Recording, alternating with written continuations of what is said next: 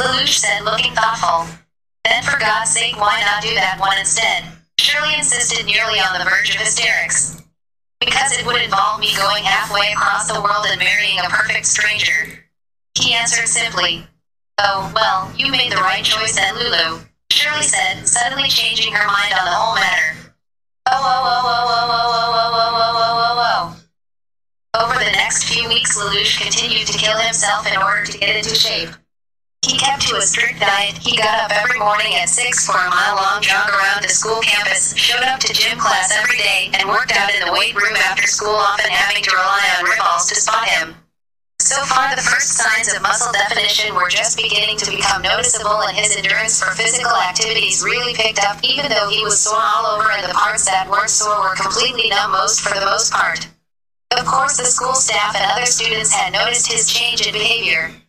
Only his friends and student council knew the truth, and they couldn't tell a soul, so the rumors started flying around, and they ranged from him just becoming health conscious to things as ridiculous as him becoming possessed by a deceased athlete who had never even existed. True to his word, Clovis had come over one evening for dinner and had a nice long visit with Nunnally, although he was acting completely oblivious to the fact that Lelouch was silently fuming the entire time over the fact he had inadvertently screwed up his life so monumentally in the span of a single day. So Lelouch, he began sometime through the first course of the meal. I heard you were going into the armed forces. I must admit I never thought of you as the type to become a military dog, Clovis joked with a pretentious little chuckle that made Lelouch briefly wonder if this really all a joke to him. Probably not. Clovis may have been a self-centered oaf, but he had never been as cruel as some of the other members of their family. However, any good intentions Clovis may have had were overshadowed by the fact that he was still playing the same game of intrigues just like all the others. Lelouch swallowed the last spoonful of his soup and dabbed the corner of his mouth with a napkin before answering, yes, well, the decision was handed down from above, if you know what I mean. He said, trying with some success to keep the annoyance out of his voice. Ah yes, there wouldn't be much you could do about it then, that being the case. Father can be quite unswayable once his mind is made up, Clovis lazily drawled. Lelouch suppressed an angry twitch. The nerve of this man to come back here to their home and sit here prattling on and on like a conceited fool as if he had nothing to do with it, any of it. I'm just glad Schneisel was able to convince him to let Nunnally stay here at school. I wish I could just stay with you, brother, Nunnally all but whimpered. The stony demeanor Lelouch had built up throughout the meal crumbled momentarily at his sister's words. Don't be upset, Nunnally. At least this way I can stay in the area. I can come see you whenever I wish as well. Promise me you won't forget. She pouted. I promise. I could never forget about you, Nunnally. His words made her smile. So when do you leave? Clovis asked.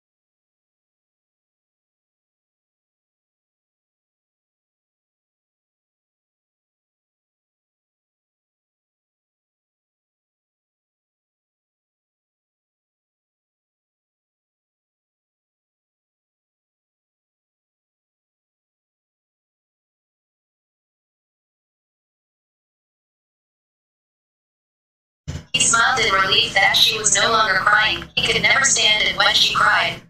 I'll be back before you know it, he repeated, getting up from his kneeling position. Just remember that. Goodbye, guys. Goodbye, Nunnally, I love you. Goodbye, big brother, I love you too. Nunnally smiled sadly as he turned to climb into the back of the car, and within seconds he was gone from their sight. The moment the chauffeur drove the car past the threshold of the Ashford grounds, the fury that had been welling up inside him finally exploded within. He came to the realization that he was being forced to leave the semblance of a normal life he had worked so hard built for Nunnally and himself behind. It didn't matter, any of it, not one bit. Even after being cast aside, even after being used as fodder in war, even after all this time, he was still subject to the whims of that man. He hadn't felt this trap since he was a child. Suddenly what Billy had said to him before saying her final goodbye resurfaced in his mind. Look, just don't forget us when you're some big shot general or a knight, alright, Lelouch. Billy, that slime inks. That was it. He may not yet know what he was up against, but what he did know was what he was capable of. He'd play the good little soldier for now, put the right amount of effort into things, and establish himself and his abilities while keeping those watching him totally ignorant of any clandestine ambitions. He'd let the pieces present themselves and fall into place as they may, and in the meantime these fools were going to give him the training he needed to ultimately dominate them. After some time the car eventually stopped not far from a group of buses. Men were being hurried into them by a small handful of shouting drill instructors. Upon exiting the private vehicle, Lelouch soon found himself corralled into a line by one of them, none too gently urged them all to hurry. Keep moving. Get on the bus. Now, move. He came face to face with 24 or so other men upon boarding. A slim number of them looked to be around his age, the rest seemed to be in their early to mid-20s, all of them on edge over what they all knew was to come in the next few months. A moment later he was unceremoniously shoved into the closest seat by the barking drill instructor. He had apparently been among the last few to arrive. The bus ride itself was different than what he had been expecting. Instead of a bus ride filled with idle macho chit-chat between recruits, the drill instructor gave them a harsh lecture on the code of military justice, making more than sure to stress the fact they were all now subject to it. Cornelia had left this part out. Lelouch wondered what else she might have left out. By noon they were at the training camp. They were hassled out of the buses to an open lot with several yellow sets of footprints painted onto the pavement outside. The drill instructors ordered that they all stand upon them, and then proceeded to coach them on the exact way one must stand at attention. It was their first formation, and it was the moment when it all became real for Lelouch. This was his life now. No more pouting like a spoiled child, no more being able to turn back, no more Lelouch Lamperouche. Recruit V Britannia was reporting for basic training. The next couple days happened quickly. He was searched for contraband, issued his uniforms, and forced to fill out a copious amount of paperwork. He was examined, poked, prodded, and stuck with all sorts of needles filled with every kind of vaccine imaginable during his physical. He was issued an M16 rifle and any other equipment they felt he needed. His personal belongings were stored away under the eyes of the drill instructors. And through it all he was given little to no opportunity to sleep. The single phone call he was allowed made up for not being permitted to write Nunnally quite yet. Day 3 brought the initial strength test. Its purpose was to test whether a recruit was psychically fit enough to even begin training. He had passed the first 2 tests. The pull-ups weren't so bad, he had only had to complete 2 of them. The crunches were a bit more difficult, he had to do so many of them in less than 2 minutes. His abdominals now shot pain through him at the lightest movement. Next was the mile-and-a-half dash, which he had to complete in 13.5 minutes. Long-distance running had never his best strength. Even when he started his morning runs around the Ashford campus he had paced himself, and now he completed this task while he was exhausted in every sense of the word on top of it. Taking a deep breath, he took his place at the starting line of the track. The drill instructor fired the signal to start and he made a mad dash for it. He ran as if his life depended on it, because in truth something so much more important did. Nunnally's future depended on it. By the time he reached the finish line several others had already beaten him, but he had made it in just 13 minutes and 12 seconds. He was out of breath and a little nauseous, but all that working out had paid off. He had passed the initial strength test with 18 seconds to spare. He had qualified to continue on. Later. All those who had passed their strength test were then broken up and assigned to their individual companies and lead to their bunkhouses. They'd all need plenty of rest for tomorrow. Lelouch flung himself on a bunk in the far corner. He knew he should probably stash his things in the provided footlocker, but his whole body ached. He needed to just lie there for a moment. He closed his eyes and took a deep breath. If you had told him 3 months ago that this was where he would be right about now, he would have told you that you were insane. The voice finally snapped him out of it. Hey, is this top bunk taken? It asked. Lelouch opened his eyes and looked up. He was shocked to see a familiar face. The staring maid apparently made the voice's owner uneasy. I get it, you don't want to share a bunk with an honorary Britannian. It's okay, Lelouch shook himself out of his reverie and regained his ability to speak again. Suzaku. Lelouch, it is you. The Japanese boy laughed in relief. I was convinced I was seeing things when I spotted you. They haven't let us sleep in a few days. I know, Lelouch groaned, rubbing the fatigue out of his eyes. Why haven't I seen you around these past couple days? Suzaku looked down and shifted his feet. The processes the honorary Britannians separate.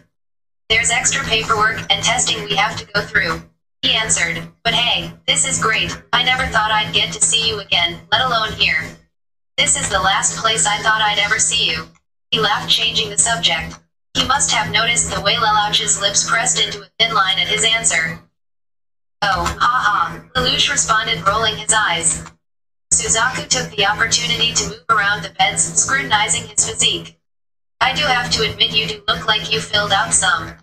I mean, since the last time we saw each other anyway. Yes, well, that's a recent development. Lelouch indignantly snorted. So how's Nunnally? Suzaku asked, deciding to change the subject again. She's still disabled, but otherwise she's alright. Although she was pretty upset when I had to leave. Lelouch frowned. Don't be too upset. It's not like you'll be gone forever, right? Maybe I can come with you to see her once we graduate basic. Suzaku offered. Lelouch smiled. I'm sure she'd love that. So, what have you been up to these past few years? I thought the Ashford family was going to take you in. How did you end up here? Suzaku asked in genuine curiosity. Lelouch thought for a moment. Well, up until a few weeks ago I was attending Ashford Academy with Nunnally in the Tokyo settlement under an assumed name. What made you stop? Suzaku asked. My narcissistic brother's impeccable luck and big pompous mouth. Lelouch answered ardently. Clovis came to Ashford practically unannounced to promote his self-important art education program. Of course he recognized me at first glance. A few days after that, Schneisel shows up on my doorstep saying Nunnally can stay at school, but I got to make myself useful and join the military. Lelouch explained somberly. So what about you? What have you been up to? Suzaku seemed to fidget a bit at the question. Oh, you know, I moved around a lot. I stayed with a few different relatives and family friends until I joined the honorary Britannian program.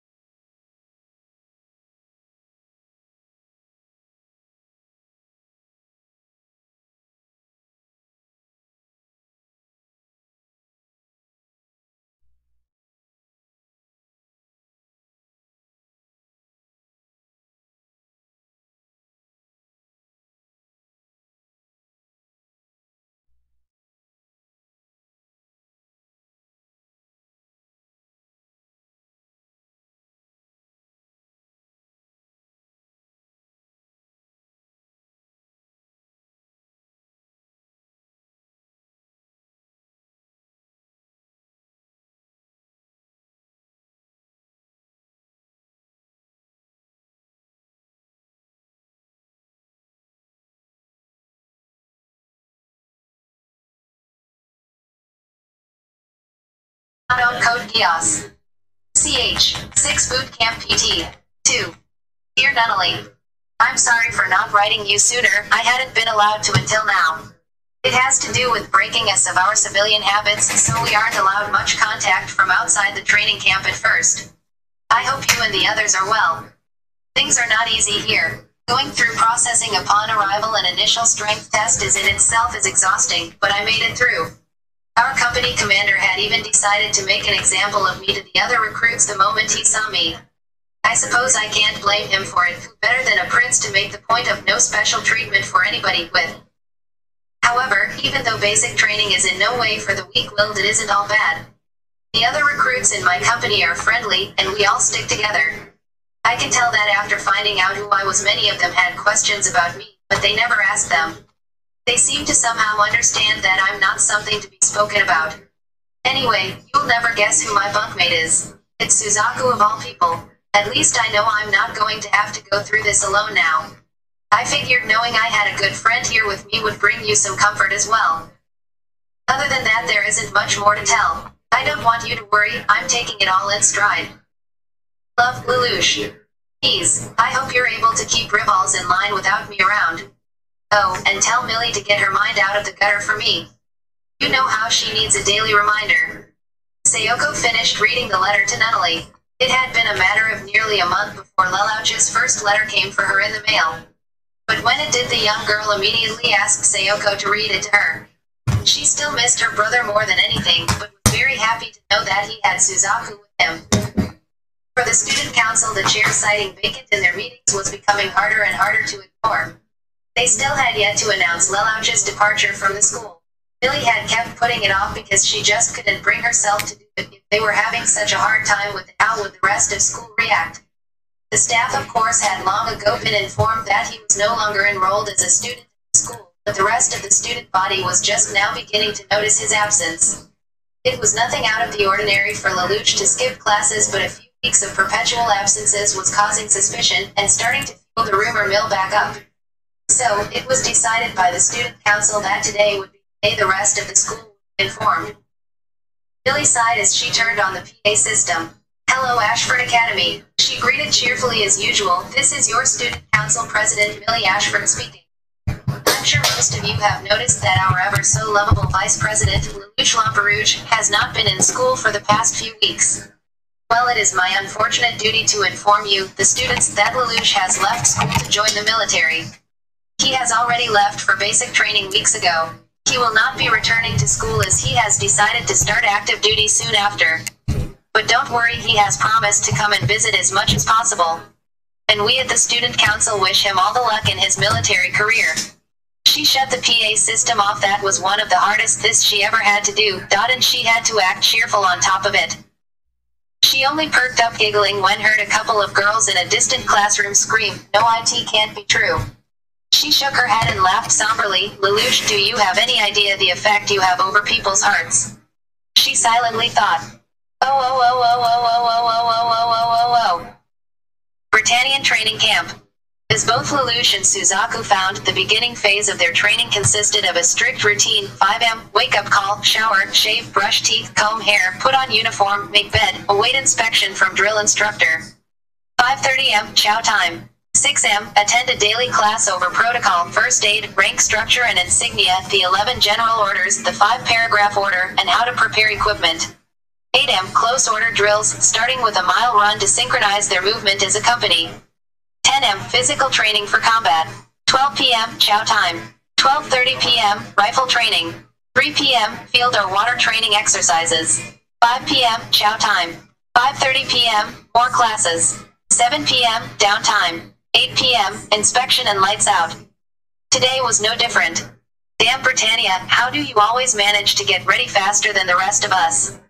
Bonfoy, who occupied the bunk next to Lelouch's, asked as the teenager laced up his boots. Well, he's got an advantage on the rest of us. He doesn't need to shave. Another recruit by the name of Jones called out from the opposite side of the bunkhouse. The comment was followed a ruckus laughter. Lelouch shrugged the teasing off, knowing it wasn't meant as something cruel. He had come to find that there was an astonishing amount of tongue-in-cheek ingrained in the culture of this place. The other guys got it just as bad as they dished it out.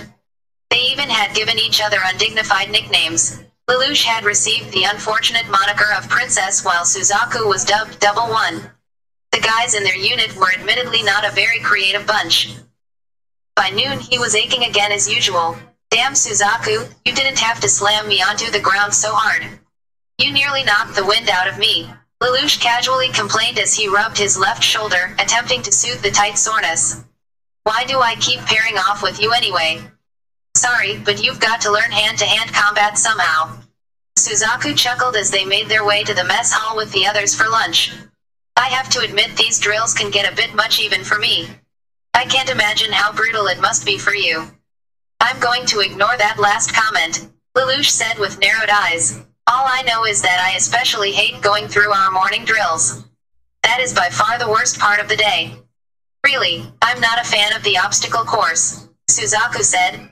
Lelouch paused for a moment in thought. I take back what I said about the drills. That obstacle course inarguably by far the worst part.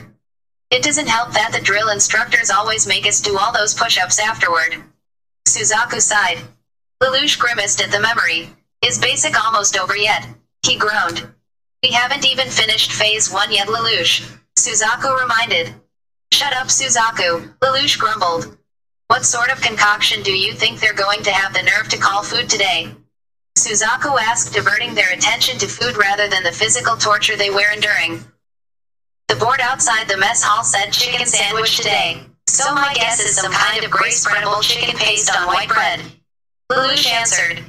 Suzaku looked green at that thought of having to eat something like that, hoping desperately that Lelouch's prediction didn't come to pass, but unfortunately for the both of them, Lelouch was completely right. They sat there in the mess hall staring at their rations, then at each other, each boy silently daring to other to take the first bite, until Suzaku broke the silence together. Lelouch nodded, and together they held their breath and wolfed down their lunch as fast as possible in order to avoid tasting it. Normally Lelouch wouldn't be caught dead stuffing his face like this, he had an image to maintain after all, but he was starving from the harsh workouts he was being subjected to, and this was the only way to get the rations provided to him down. Lelouch suppressed a gag after finishing the last few bites. Why don't the fetus real food? He complained. Suzaku didn't immediately respond, as he was too busy chugging his glass of water trying to get the taste out of his mouth. I think it's supposed to get us used to the rations we'll have to live off of in the field. I don't know if I'll be able to keep that down. Well, you better keep it down, Suzaku warned. Our unit has the nightmare simulators for field training today. You know how disorienting those things can be at first. Lelouch groaned. That is perfect, just perfect. Ashford Academy. Chaos had broken loose all around campus. Most of the female population and maybe even a small percentage of the male population had not taken the news of Lelouch leaving school very well at all. Distraught girls were running out of classrooms yelling and breaking down in tears.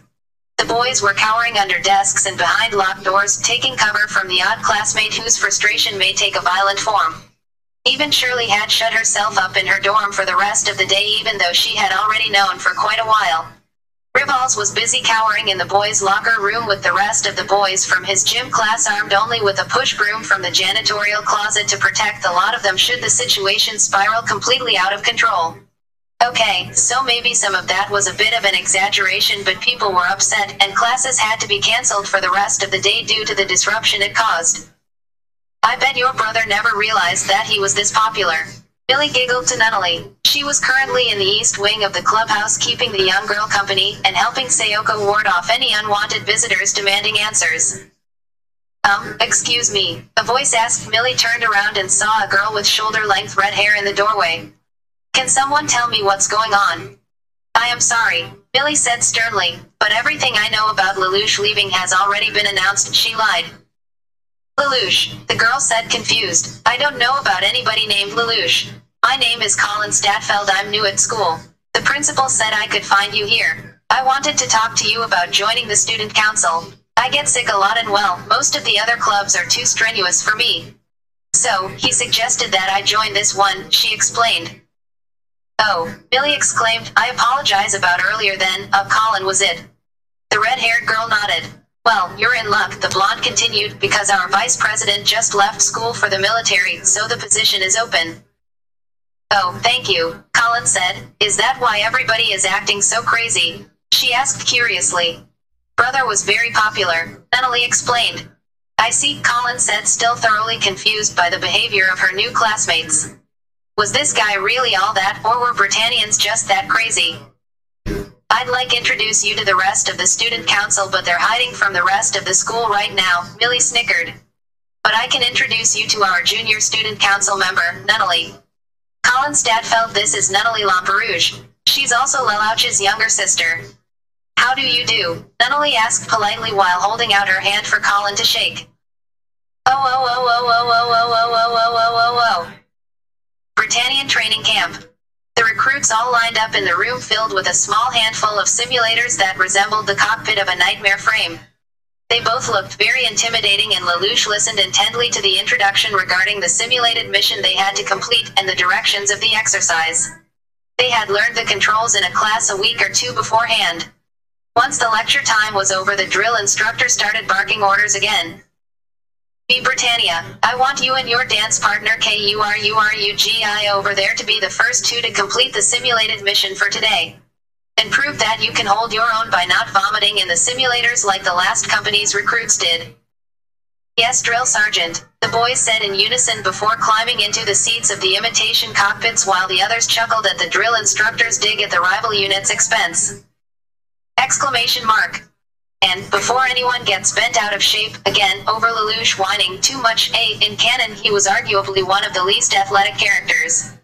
Do you really expect him to not complain about having to go through something as physically demanding as this? B. Don't confuse him whining with him simply palling around with Suzaku. If you're having a hard time of things, you're going to complain to your buddy about it to get it off your chest and make yourself feel better. Don't sit there and act like none of you confide in those close to you when you've had a hard day. Bonfoy and Jones, ha ha ha. Adalia characters, D. Again, I want to give a special thanks to Lope 21 for helping me out with their information.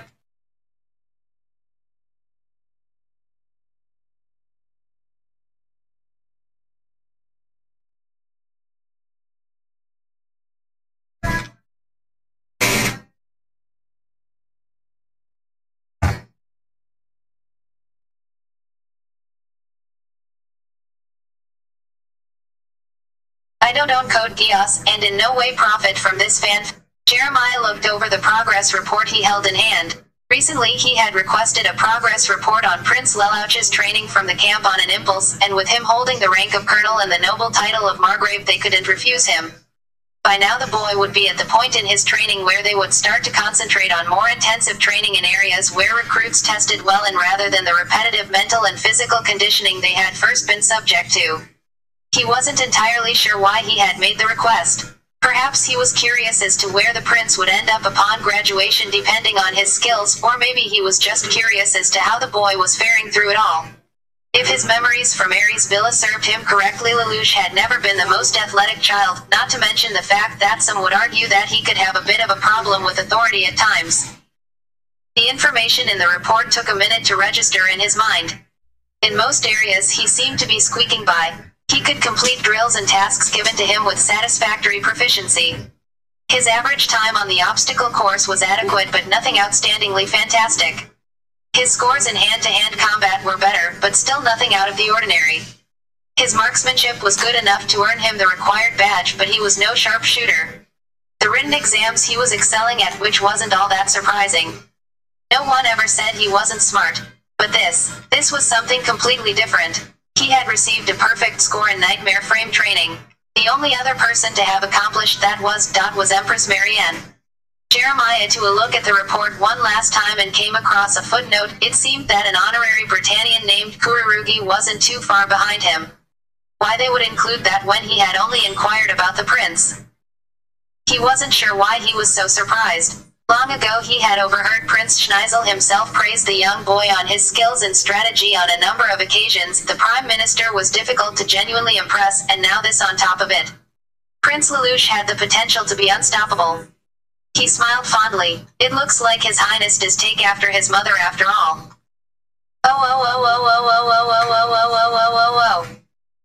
Britannian training camp.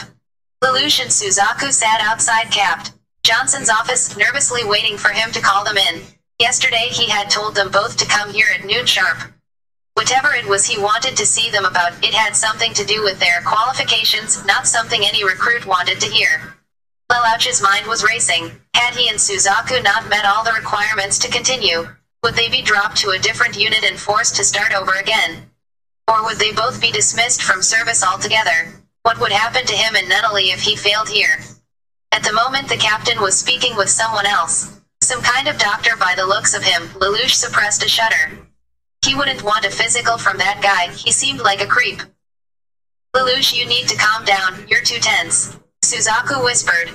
You know I can't fail here, Suzaku. Lelouch grimly reminded. The other boy was about to retort. But then the office door suddenly opened, and the odd man in the white lab coat walked out. Delightful. I'll have everything ready within the week, he said in nasal drawl. He stopped upon seeing the two of them waiting and silently stared for a moment before smirking. I'll see you then. Ta-ta, he continued as he gave a little wave as he finally made his leave. He didn't seem dangerous, but he was still definitely a creep. Kurugi, Britannia, get in here, the gruff voice of their capt. Johnson ordered from inside the office. The boys entered the office and stood at attention as they were trained to do. Aggie's recruits, Johnson said calmly. The both of you must have impressed somebody pretty high up. Sir, Suzaku asked in confusion. Reason I called the two of you here today is because the both of you possess a natural skill when it comes to piloting a nightmare frame. In fact, you two are so talented it's beginning to interfere with the others' training, and some of the higher-ups are taking notice. Lelouch's brow furrowed. They were called here for being too good. Captain, I'm afraid I don't understand. We cannot have you impeding the others' training, and you have exceeded the level of instruction we can provide here. However, the higher-ups demand that your skills not go to waste and that your training be continued until completion. Johnson continued. The man that just left my office was Earl Asplund. He's one of the head engineers for ASEC, which the Prime Minister himself heads up. Schneisel, Lelouch thought. Just where was the captain going with this? It's been suggested that the solution to this problem we have is to allow the two of you some actual field experience in addition to your regular training. Lelouch didn't know what to say. He felt a large weight lifted from his chest. He'd be expecting the worst. He'd expected to be told that he wasn't cut out for this and that he should just go home, not praise for how talented he and Suzaku were. You'll be assisting the Special Engineering Corps in field testing experimental frames and artillery for the duration of your time here. You're dismissed. Ashford Academy. Dear Nunnally. Things are still very taxing for me here, but I think I've finally gotten the hang of it. Although, it doesn't help things that the other guys in our unit jeer me every day during mail call due to the amount of fan mail I get. Which reminds me, please tell Millie that giving the entire school the address to the camp was not cool. As I was saying, things are not easy. The food is still terrible, and the nights Suzaku and I have lookout duty are miserable, especially last time when it rained all night long. On the bright side, I do have some good news. It seems that Suzaku and I both have a natural talent when it comes to piloting nightmare frames. Because of this, we seem to have caught the attention of some of the high-ups, which is lucky because our company commander told us that they could no longer train us with the others as we were beyond the level of instruction that he and the drill instructors could provide. Someone, Schneisel I suspect, made the proposal that Suzaku and I help the engineering corps by field testing new equipment. It seems there's a little bit of mom left in me after all. Training is more than half over now and I'll be able to come and see you again real soon. So start marking off your calendar. It's just another month or so and I can come back to Tokyo. Love, Lelouch. Please, I'll make sure to bring Suzaku with me. I know how you must be very excited to see him as well. Millie finished reading the letter to Nunnally. The postman had come late today, which disappointed the young princess. Sayoko couldn't read the daily letter from her brother to her at breakfast. It had become part of her morning routine while Lelouch was away from her, and gave a sense of normalcy. But since it had come late today, Millie had volunteered to read it to her during their student council meeting. Which of course meant a captive audience made up of the rest of the student council. It was the moment that Millie finished that Colin chose to join them. Hey guys, what's going on? She asked, walking into the room. Millie turned to face their new vice president. Oh, we were just reading Nunnally the Daily Lulu newsletter, she answered. Lulu newsletter. The more this Millie girl talked, the less she understood. Ever since Lelouch left for basic, he's written Nunnally almost every single day. The maid Sayoko usually reads it to her at breakfast, but the postman came late today, so we were reading it to her now. She explained. Hey Nunnally, who is this Suzaku guy? I've never heard Lulu talk about him. Shirley asked. Suzaku was an old friend of ours from when we first came to Japan. We stayed with his family at the Kururugi Shrine, but then the war broke out and we had to go our separate ways. I always wondered what had happened to him. By a mere coincidence, he and Lelouch ended up in the same unit at the boot camp. She happily explained, I'm so glad that he's alright and with brother now. It's been so many years. I can't wait to see him again. I'm just glad to hear that Lelouch found a niche for himself in the military after all. Although, I might be out $50 now because of it. Millie laughed. Maybe Lelouch can take a look at what the engineering club has been doing to fix up the old Ganymede. Nina eagerly suggested. Piloting a nightmare and building one are two different things, Nina. Colin reminded absent-mindedly before biting her tongue. Nina looked away shyly. I know, but that doesn't mean he can appreciate what we've done with it. Well, I guess that is true, Colin admitted. She was secretly relieved that no one seemed to think anything of her little slip-up a moment ago, though she'd never show it. Maybe we should get on with the meeting. You know, tick-tock, tick-tock. It's a nice day out, I'm sure everyone wants to get outside. Millie ordered, we need to start planning the festival for when Lelouch comes back. She cheered. Oh, oh, oh, oh, oh, oh, oh, oh, oh, oh, oh, oh. 3 days later. Suzaku and Lelouch stood in the camp's weapons hangar together. This morning they had been instructed by Captain Johnson to come here after their regular drills instead of doing the regular field training with the rest of their unit. Upon arrival they found themselves being stared at by a grinning man in the lab coat, the same man they had seen come out of Johnson's office a few days ago. Excuse me, but what are you staring at? Lelouch finally asked, having grown annoyed with the awkward silence.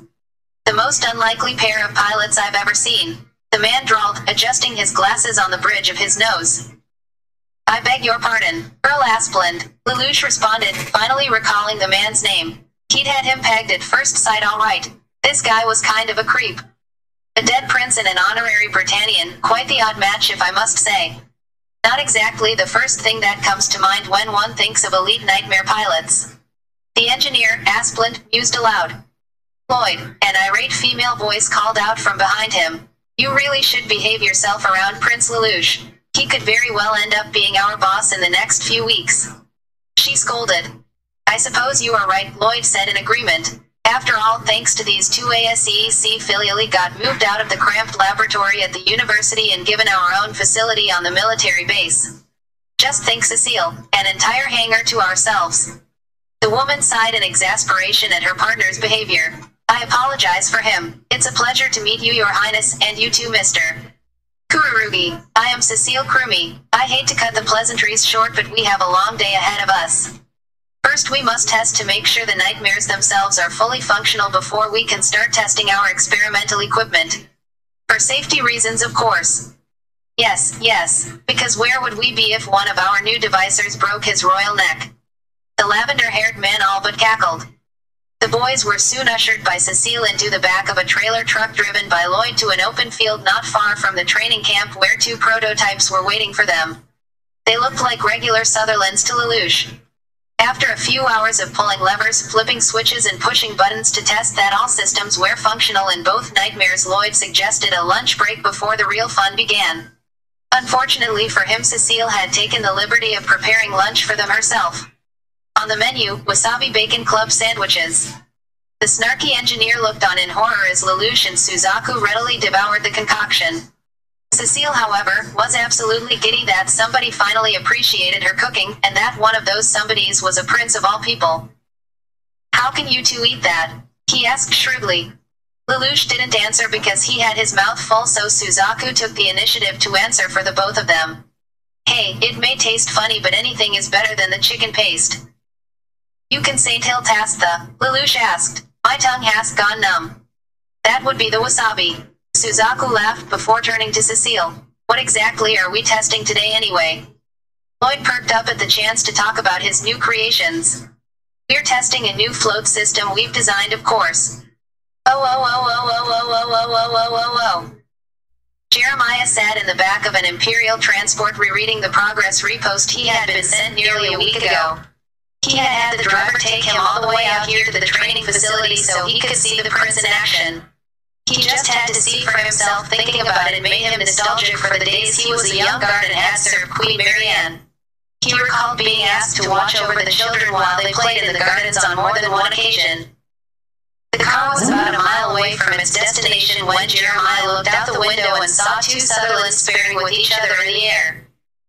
"Driver, stop the car," he ordered, and the driver quickly obeyed. He got out of the back seat and stood there not watching the nightmares from a distance. It was a rare thing to see such advanced moves executed so quickly and flawlessly among even some of the more elite teams within the military, and performed aerially by new recruits nonetheless. "Yes," he said to himself in awe. "One day you shall make a great leader, my prince!" Exclamation mark. And just to clarify, higher-ups equals plural, so yeah, think about that.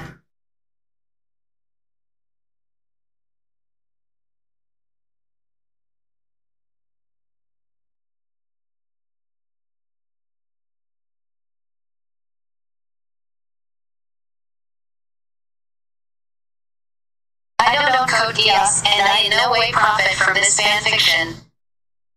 Lloyd eventually called the boys down after they had almost completely totaled the bodywork of both of the Sutherlands from going head-to-head in their friendly sparring match. Suzaku Sutherland had to be pried open with the one remaining arm of Lelouch's nightmare due to the hydraulics that made opening and closing the cockpit possible being badly damaged. Don't worry boys, there are plenty more nightmares for you to demolish or, help field test prototypes with from where those two came from. Cecile provided kindly, observing the damage. If this is what these two call a friendly match, then I'd hate to see what they would do to the enemy. Lloyd muttered, not bothering to hide the fact that he was at least slightly amused. At least we know that all the safety features are in working order. Cecile laughed weakly as she assisted her partner in crime and the two army recruits detach the miraculously still intact float systems from the scraped nightmares. Yes, and since we know both that and that the float systems are fully functional, perhaps tomorrow we should begin testing some nightmare prototypes with the weapons already installed. Lloyd suggested, the two of you already have every known maneuver down pat after all. They carefully loaded the equipment into the back trailer, while Lloyd radioed for some unfortunate unit from the camp to come out and clean up the heaps of debris the Sutherlands had been reduced to. Once they got everything piled back into the trailer, they drove back to the hangar where they had met earlier. "Dinner will be over by the time we make it back to the camp," Cecile said, looking over her shoulder at them from the front passenger seat. "So I made some rice balls for us too. They're in the cooler in the back." "Thank you, Cecile. I don't know about Suzaku, but I'm starving," Lelouch said. "I hope you boys like jam," Lloyd teased, because that's the main ingredient in her rice ball recipe. "Jam?" Suzaku asked. Not once in his entire life had he even once thought of putting jam in rice balls. Tuna and mayonnaise or cod roe fillings were what he was used to. "Still better than anything they'd feed us at the camp," Lelouch said under his breath as the hangar came into view. There was a black car idling out in front. By the looks of it, someone much more important than anyone in charge at the training camp had come out to see them. "Who do you think that car is for?" Suzaku asked. "Don't know," Lelouch answered in a guarded voice. Captain Johnson had said that some of the higher-ups were interested in them. But why one would come all the way out here alone? What could they possibly want? When Lloyd brought the truck to a stop, he hesitated to get out, contemplating the implications of those in power possibly already coming out of the woodwork. He moved to get out of the truck with caution, while Suzaku took the initiative to grab the cooler containing their supper out of the back trailer. And a tall man in a blue uniform finally emerged from the other vehicle. There was something vaguely familiar about him to Lelouch. "Lord Gottwald," Cecile greeted, "we weren't aware that you'd be here today. Is there something we can do for you?" He looked to Lelouch. "Actually, I was just wondering if I could have a private word with you, Your Highness," he answered. Lelouch was on high alert. The name Gottwald had quite the reputation in all corners of the Empire, but oddly enough he hadn't sensed any danger from the otherwise intimidating man. "Certainly," Lelouch answered. "Lloyd and Cecile have some work to finish up in the hangar, but we can speak out here." Suzaku threw Lelouch a look of uneasiness. In return, he gave his friend a nod that said that he knew what he was doing. The Japanese boy reluctantly turned and carried the cooler to the hangar, leveling his friend behind. What is it you wish to speak with me about, Lord Gottwald? Lelouch asked once Suzaku and the two engineers were finally out of earshot. He'd foregone the normally mandatory prostration before the superior officer. This man was expecting to speak with him as royalty, not as a lowly recruit. The fact that he had addressed him as Your Highness rather than Recruit Britannia was evidence enough of that. The noble took him by surprise by falling to one knee.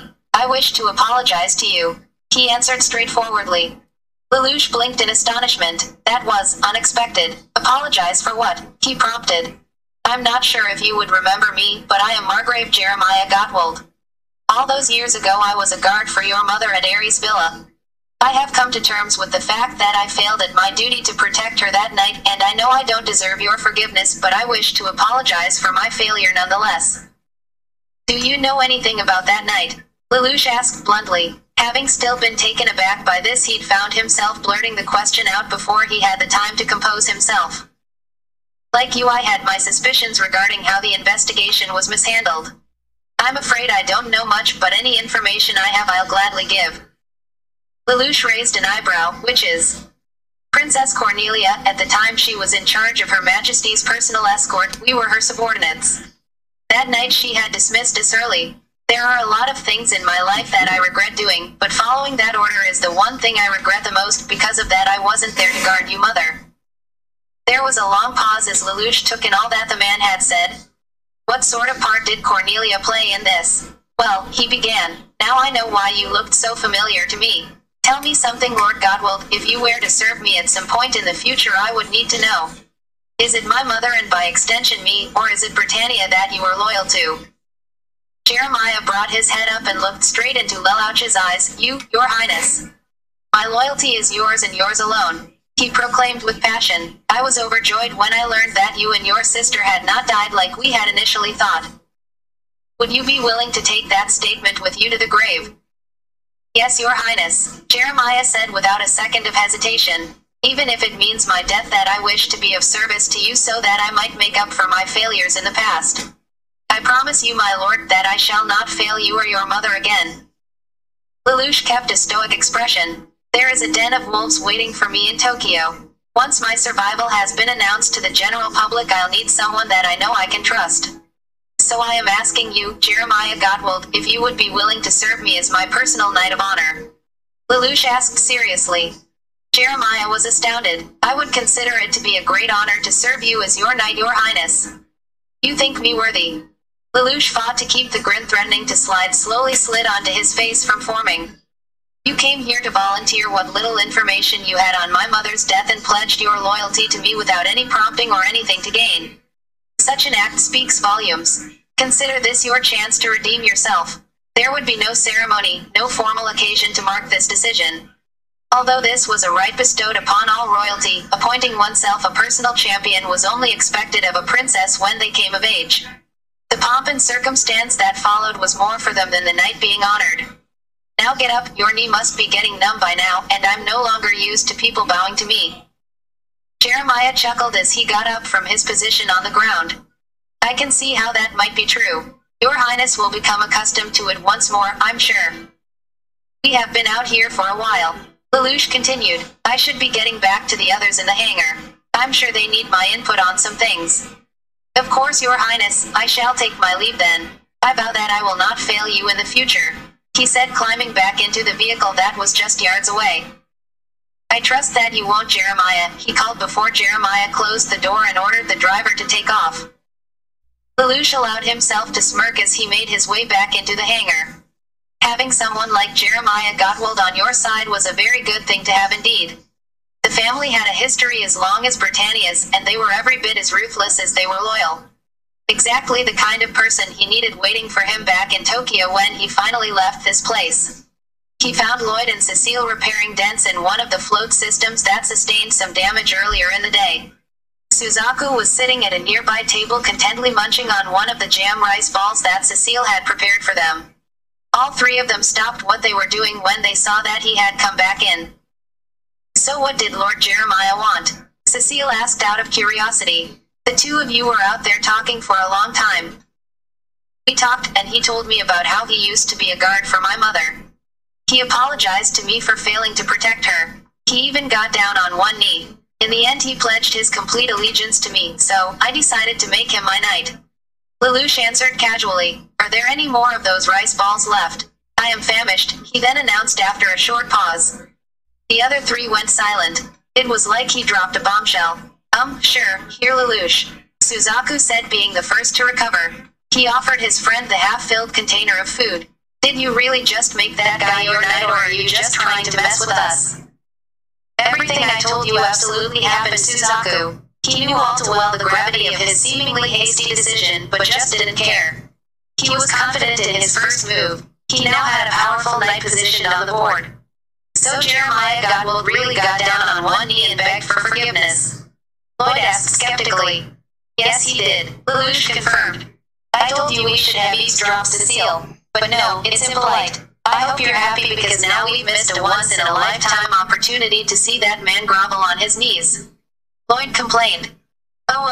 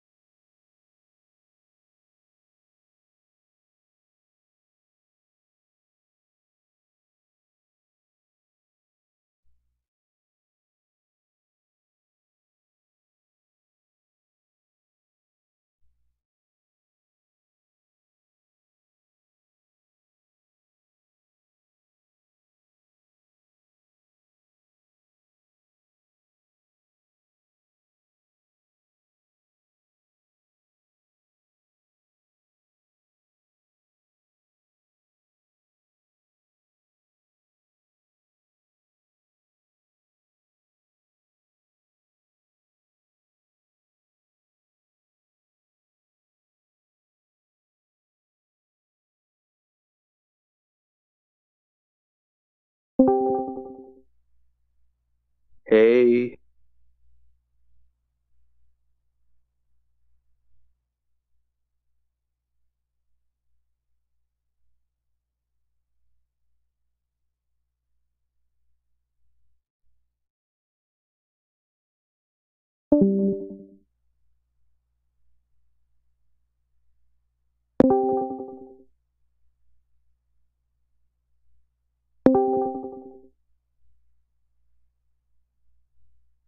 hello?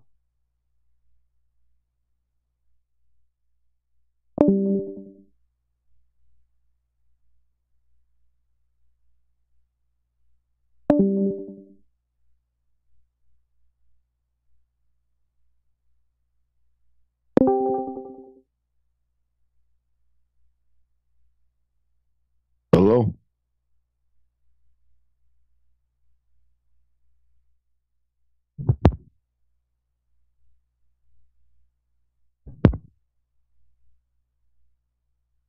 You're right.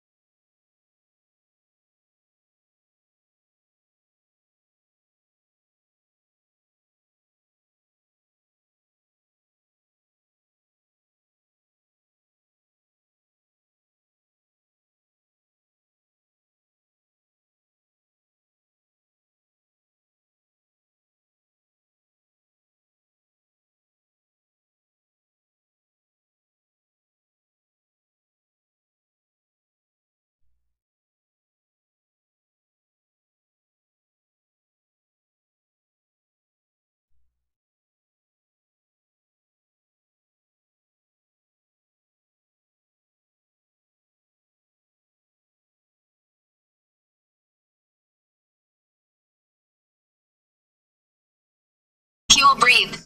He made me his knight, Jeremiah repeated. He said that he needed someone he could trust. Kewell and Valletta grinned at each other. This was great news. Congratulations, Valletta started. Kind of hard to believe this is happening, isn't it? It is, Kewell agreed. And just think of what this could mean for the Purist faction. He added excitedly. I have to stop you right there, Kewell, Jeremiah said in total seriousness. I wanted to wait to tell you both this, but I think now is as good a time as any. I'm going.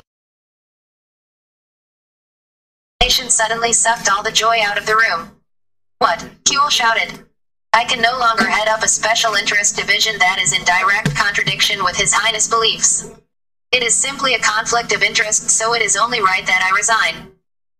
This kid makes you his knight and suddenly you're going to turn your back on everything we've worked for. I now serve Lelouch, so my own feelings on the subject are no longer of any consequence. It's called loyalty, Kewell. It's what being a Knight of Britannia is about. I suggest you learn the concept. Loyalty, Kewell sneered. What about your loyalty to us, Jeremiah? Tell me, Sorcy, what is it exactly that you think I owe to you? Jeremiah asked in scorn. I've gotten you and the others this far, haven't I?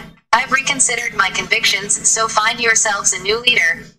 Let's just calm down here, Valletta interrupted. We should be celebrating, not arguing. Jeremiah, you aren't going to resign right away, are you?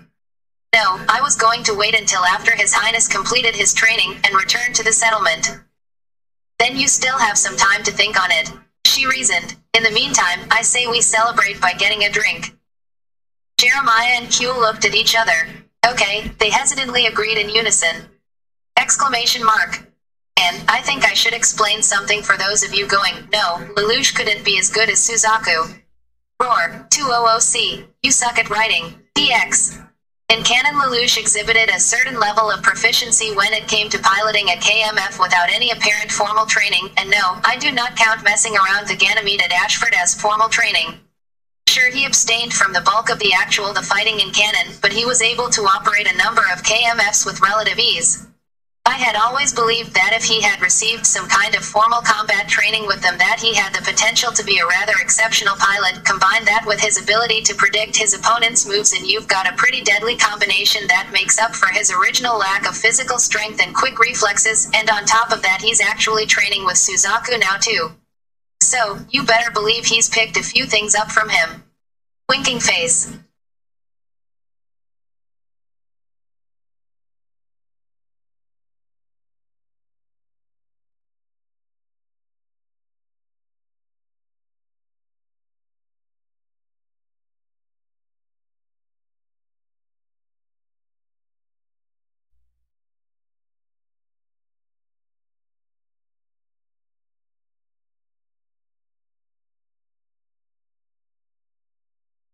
And, alright people, I'm not going to explain this again, this is still before Shinjuku. When Shinjuku happens you will know because there will be a chapter on it. Okay. I do not own Code Geass, and I in no way profit from this fanfiction. CH9 home again. The last few weeks of Lelouch and Suzaku's training flew by as the two boys repeatedly destroyed just about every prototype Lloyd had them test run. Of course, when they had to test a new weapon, one of the boys would exit the cockpit of their ill-fated nightmare and be replaced with a crash test dummy. Cecile was always kind enough to have an abundance of food, if one were privy to call it that, for them to eat during their breaks. They would always devour it all, no matter how terrible it was. Just about anything was better than the slop they were served in the mess hall at camp. For Lelouch, their graduation from basic marked both returning to some semblance of normalcy and learning what his place in the Empire would once again be. He'd be reunited with Nunnally for the first time in months, and within a week it would be announced to the world that the royal siblings who had gone missing so long ago and presumed dead had not only been found but had been found alive. He still had yet to find out what post he'd be given. If he had to hazard a guess, he'd say that he'd maybe be placed in command of a few nightmare teams. It made sense enough. Both he and Suzaku had earned immediate placement in the Nightmare Corps. Something most people had to go through additional training to achieve.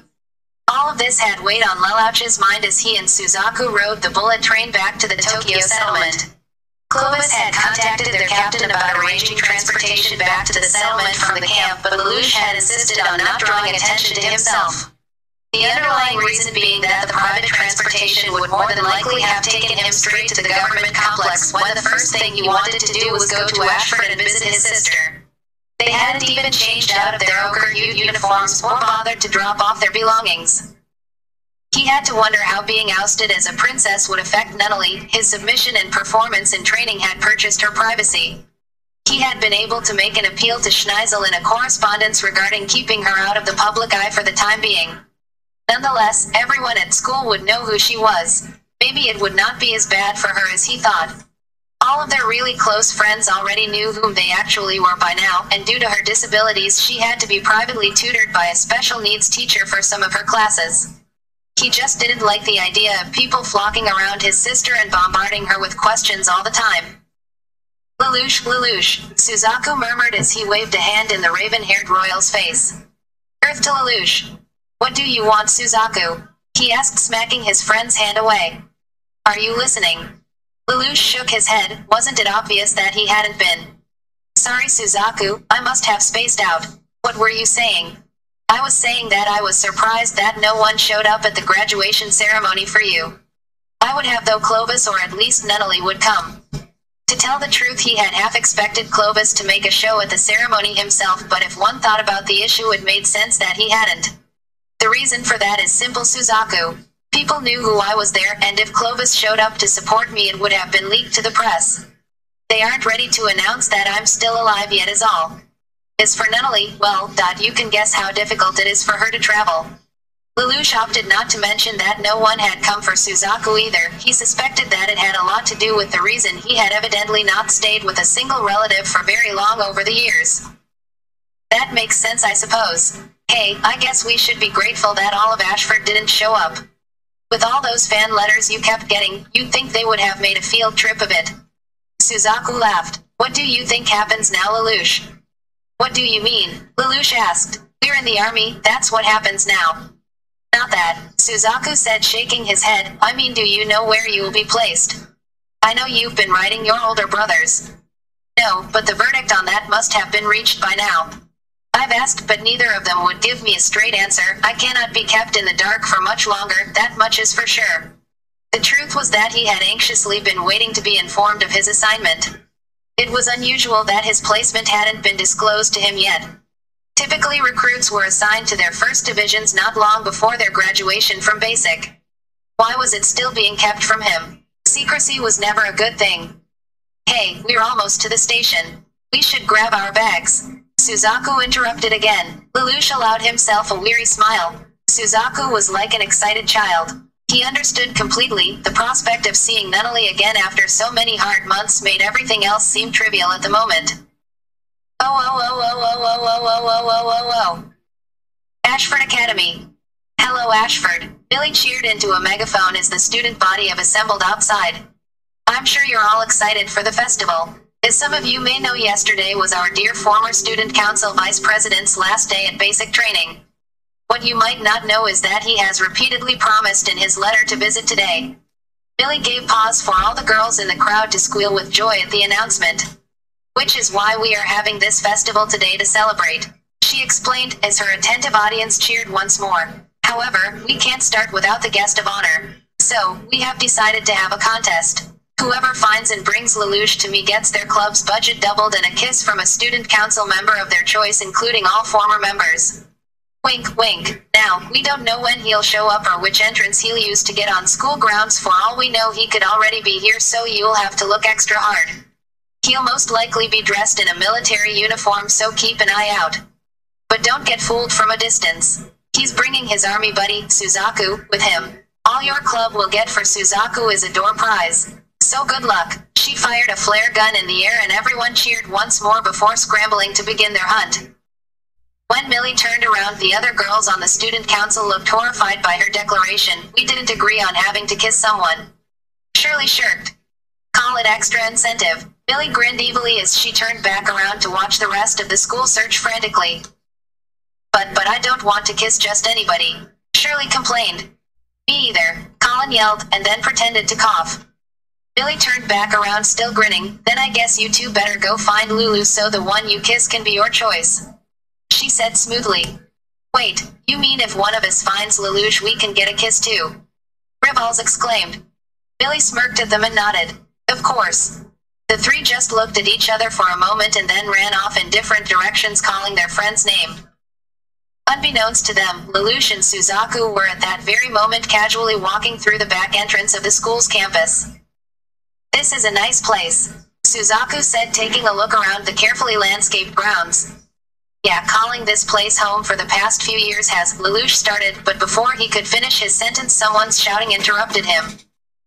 Hey, there they are. It's Lelouch and that other guy. Get them. The two whipped their heads around to see the equestrian club charging at them from the distance on their horses.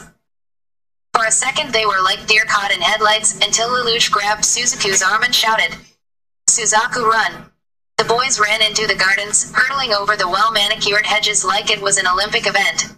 The equestrian club, however, had the advantage of being mounted on large four-legged animals, and they were closing in on them.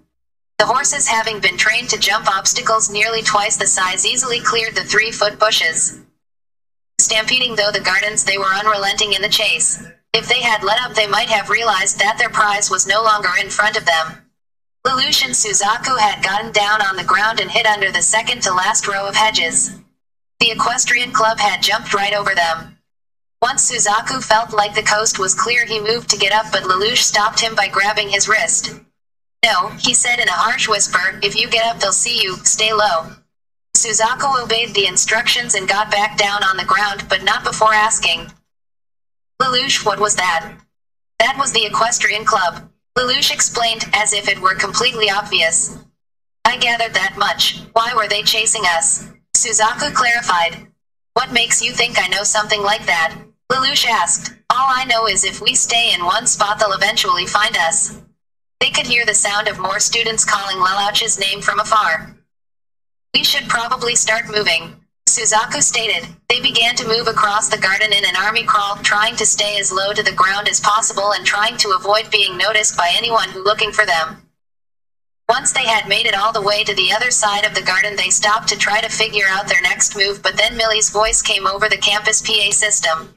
Attention Ashford students, we have our first confirmed sighting of both Lelouch and Suzaku from the equestrian club. Consider this the official start of the hunt.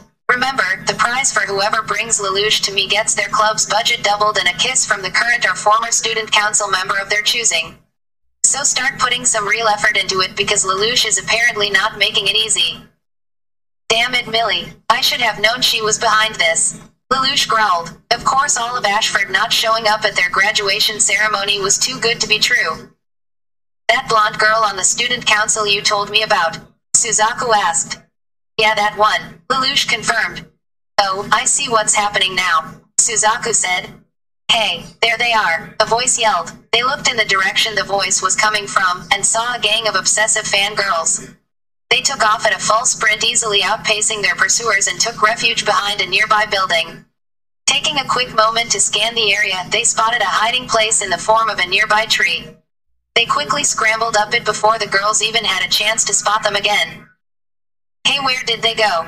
The first to arrive in their location asked. Are you sure you saw them run back here? Asked another. Look around, they could be hiding, said a third. The girls all poked around the bushes, checked out the nearby ditch, and looked around the far corner of the building, one of them even up the tree both he and Suzaku were hiding in. Fortunately, they were high enough up to be obscured by the foliage. Eventually the girls gave it up as a bad job and went to look elsewhere, and Lelouch and Suzaku breathed a sigh of relief. What do we do now, Lelouch? Suzaku asked. Let me think for a minute, Lelouch said as he scanned the area once again, until he spotted the irrigation stream 50 yards away. There, he pointed. There are doors underneath the footbridges for the maintenance staff. If we can get to one, we can get across campus undetected by going through the irrigation tunnels underneath the school. There should be one nearby. That's genius, Lelouch, Suzaku said enthusiastically as they climbed back down. Looking around the corner of the building to see that the coast was clear, they quickly spotted a bridge and ran over to it. They then jumped into the shallow water, grateful that their boots came up to their knees. They then opened the door and found themselves in an underground tunnel. The clubhouse is this way if I remember correctly, Lelouch said, pointing in the direction he was talking about. You used to do this a lot, Suzaku asked, closing the door behind him. This is how Ribbles and I would sneak off campus to go gamble, he explained. Now come on, I want to see Nunnally. Oh, whoa, whoa, whoa, whoa, whoa, whoa, whoa, whoa, whoa, whoa, whoa. The clubhouse. Yeah. Nunnally sat out on the patio waiting for someone to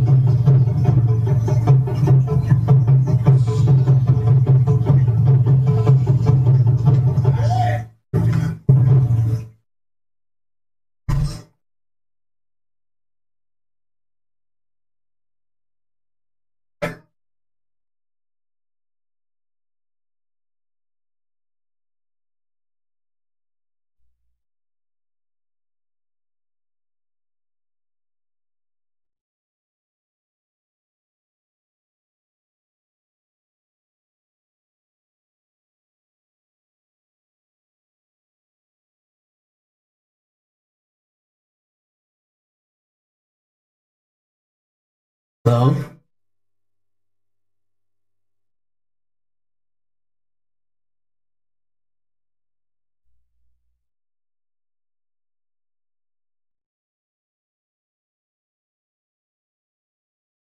Hello?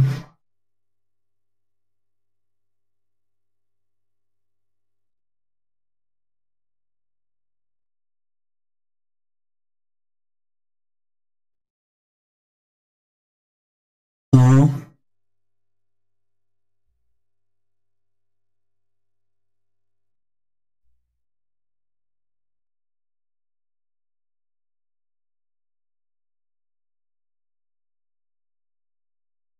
Hello?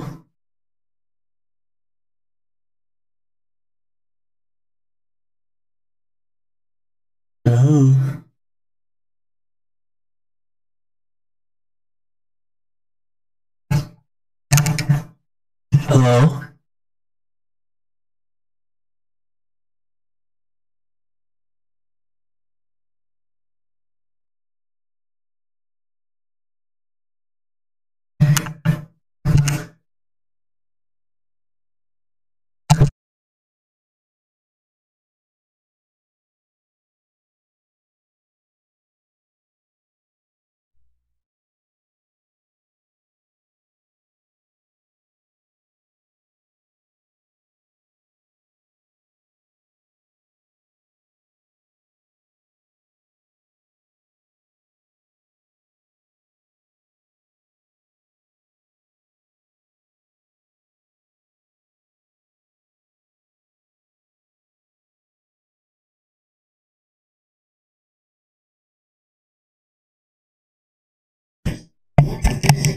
Hello?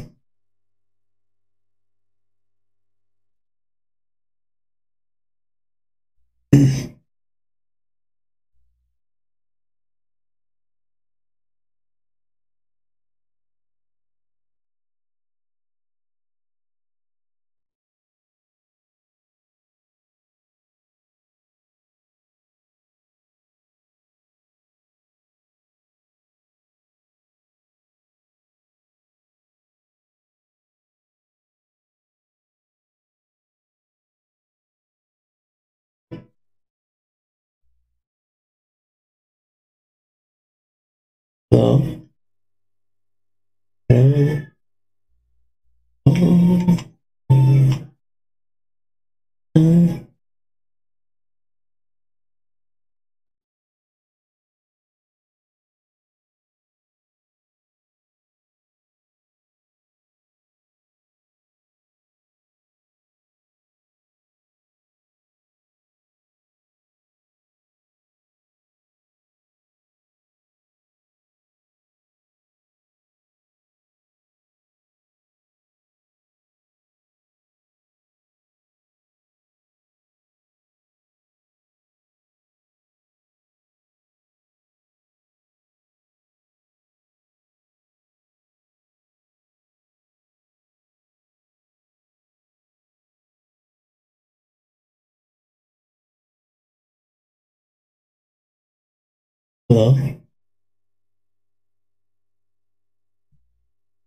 Hello?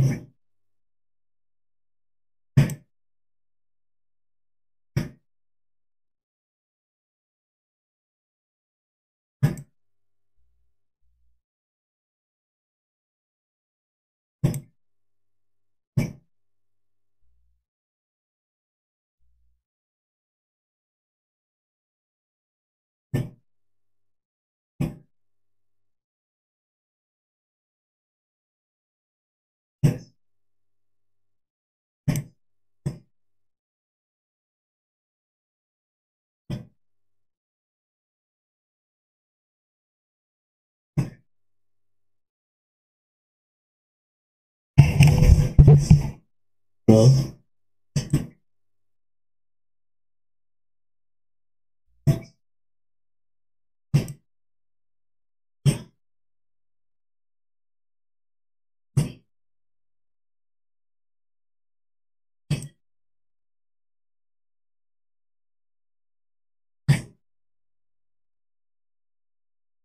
Hello?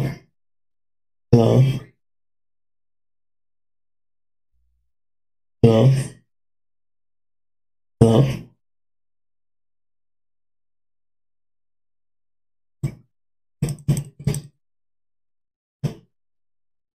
Hello?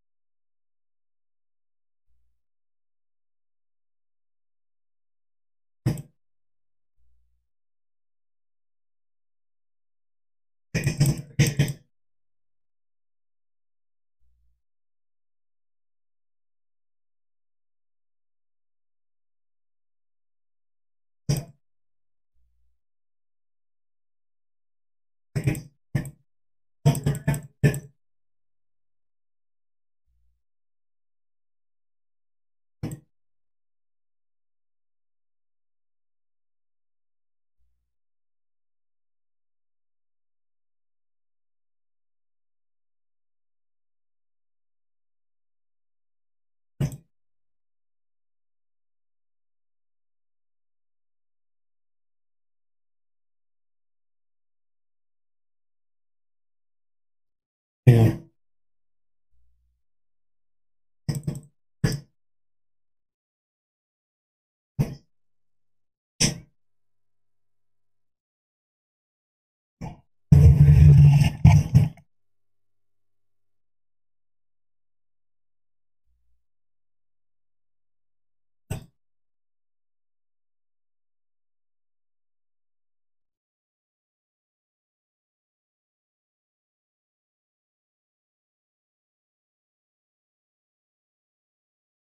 Damn. Hello? Hello?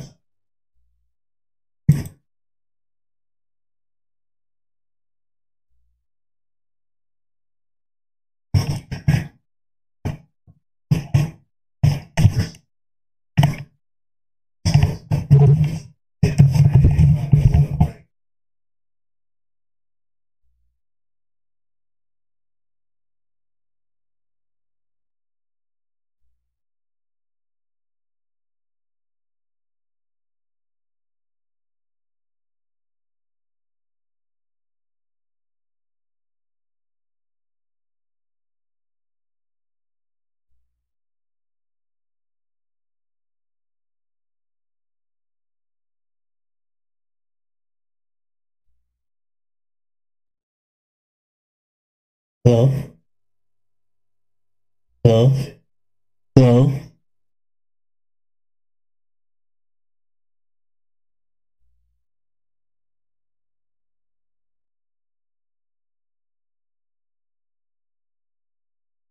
Hello?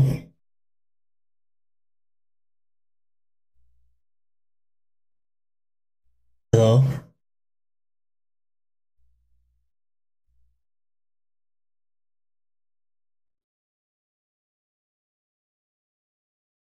Hello?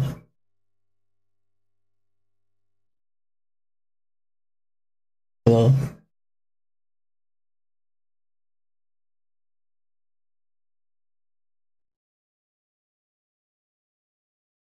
Hello?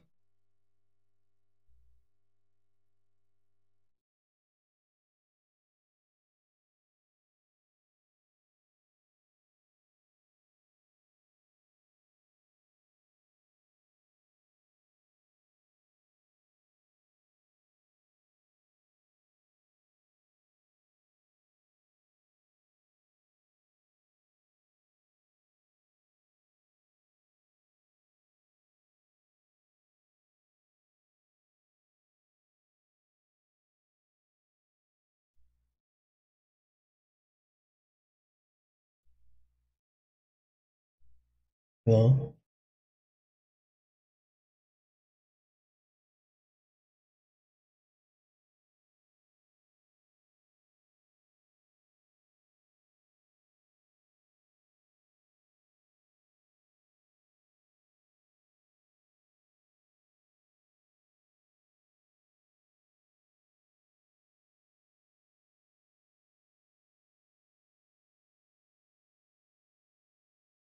Hello?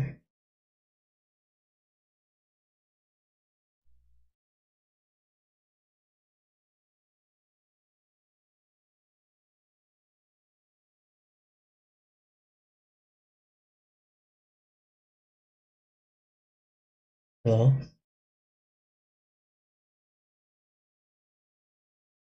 Hello? Hello? Hello?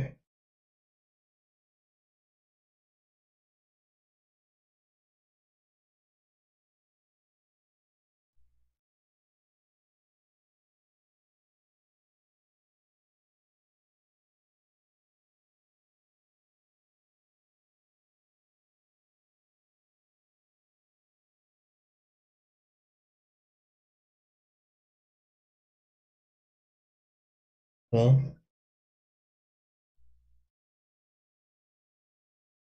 Hello? Hello?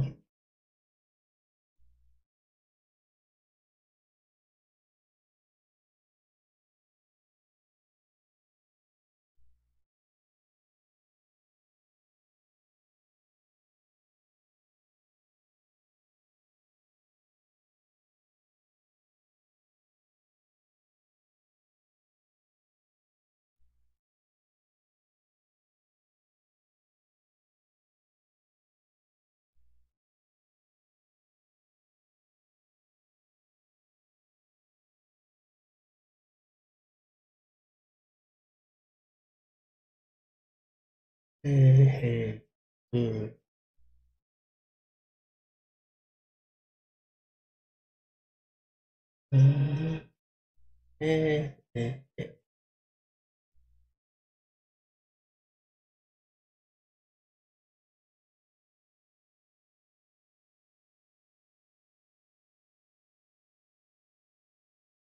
Hello? Hello?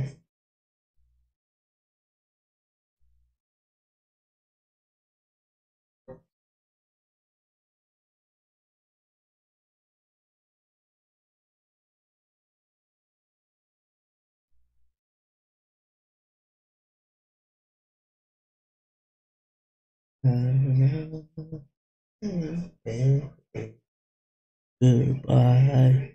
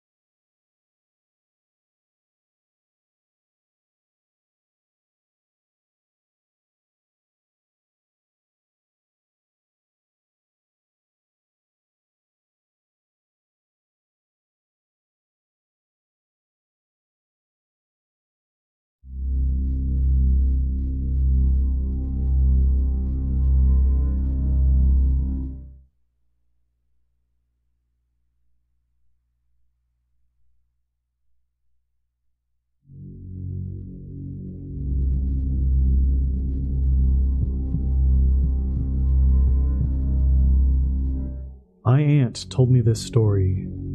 We are related by marriage, so she has a whole new set of Skinwalker stories that I would like to share with you. This story took place when she was a child. My aunt's family lived in a community about 20 miles south of Gallup, New Mexico. The area is far different from where I live. My house is surrounded by desert, and you don't really see trees until you move into the canyon. Bread Springs is a forested area, and where our story takes place.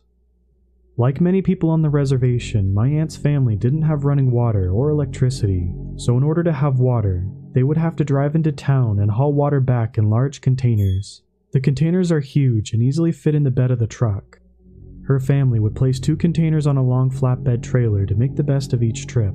Her family went into Gallup, filled up the containers, and went into town to do other types of business. Back then, seatbelt laws weren't so strict, and so my aunt and her siblings sat in the bed of the trucks as they went around town. It began to get dark, and so the family started to go back home.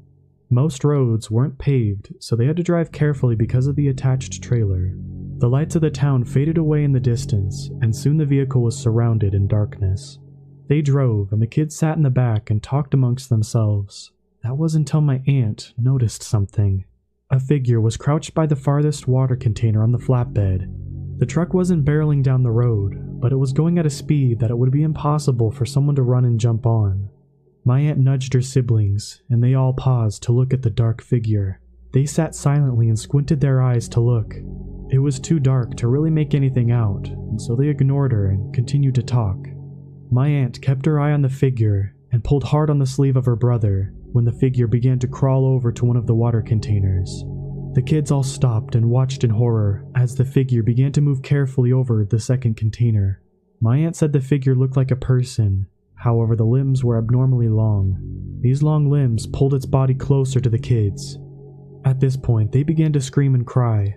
They banged on the window of the truck. At this time, the creature was reaching for the tailgate of the truck.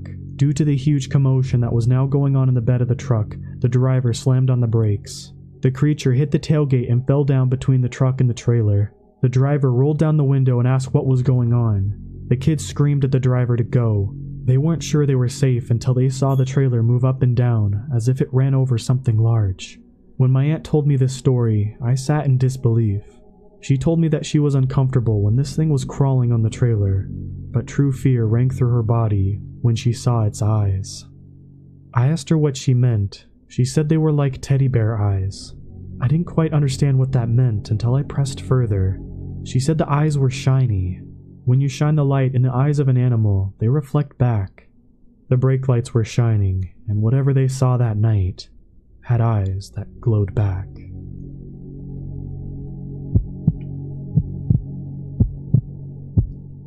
My grandma was a practitioner of native medicine and ceremonies. She was what the Navajo people call a crystal gazer. People would often come and visit her and ask her for healing or causes of their ailments. At times, people would ask her to help with protection from being attacked by evil entities. My grandma used to teach my aunt and her granddaughter the rituals and ceremonies, much like an apprenticeship. My cousin was one such person my grandma had chosen to teach her shamanistic rituals. She would tell me the weirdest and scariest stories ever. One of the stories she told me was about a pesky skinwalker that attacked a neighbor of my grandparents. The skinwalker would go over to their homestead and tap on the windows, open the horse corral, knock over water barrels, and just be a pest to the family. It was thought that the skinwalker had been sent because of a jealous man was infatuated with the girl that lived there, and she had refused to date a certain person. That family had visited my grandparents and had asked for help, but my grandma was reluctant. A few days later, the skinwalker came back, and this time it harassed the sheep herder. Its attack was relentless, and the sheep herder was frightened and ran over to the family's house in the middle of the night. The father of the house told the sheep herder to calm down and go back to his house. The sheep herder kept saying it was calling his name, and he wanted it to stop. The father walked the sheep herder back to his house and walked around and didn't see anything unusual. The next morning, the sheep herder didn't come over for breakfast, and the father went over to check on the sheep herder. He didn't find him there, and the front door was wide open. The father started to look for the sheep herder. It wasn't long until he found him. The sheep herder was found strangulated by a barbed wire fence that was used at the sheep corral. The sheep were also gone, more than likely from the barbed wire that was taken off of the fence. The family was distraught and visiting my grandma for help. My cousin told me about the ceremony they performed and got rid of the skinwalker. She said the next morning they gathered some ingredients: Navajo ceremonial basket and a crystal arrowhead. She said that in the early morning, before the sunrise, they started the ceremony. She held the basket, and the arrowhead was buried under the ingredients. And while my grandma was singing, the arrowhead started to rise and levitate above the basket, and flew out. They kept singing until the sun came up, and my cousin asked me where the arrowhead went. My grandma told her that the arrowhead took care of the skinwalker that was terrorizing the family. My cousin told me that the family had been freed from the skinwalker's curse, and they wouldn't have to worry about it again.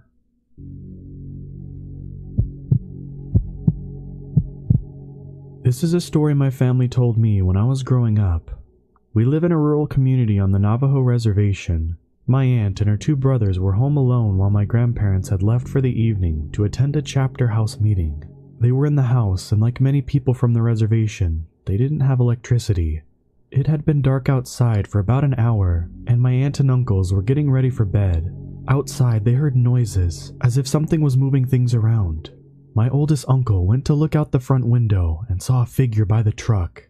This was immensely out of the ordinary, because the closest neighbor was miles away. Whatever it was opened the truck door and began to dig through the personal items that my family had left in the vehicle. My aunt and uncles were frightened by the sight and knew they should take action. They took out a rifle and all steadied themselves to hold it up. They flung open the door and aimed it at the dark figure. The figure turned around and started to walk towards them, totally unfazed. My uncle pulled the trigger, but nothing happened. The figure drew closer and my aunt began to smell something like a rotting corpse. It was so strong it made her gag. My uncle continued to pull the trigger with no luck, and the figure came closer and closer. Off in the distance, headlights were coming up the road. My grandparents were returning. The figure looked towards the lights and started to move away and tucked itself behind a tree near the house. My oldest uncle ran towards the truck. My grandfather got out of the car and my uncle pointed to the tree. The thing was poking its head out to observe what they were doing. My grandfather ran into the house over the stove and grabbed a handful of ashes and rubbed it over the gun and bullet and placed it into the chamber.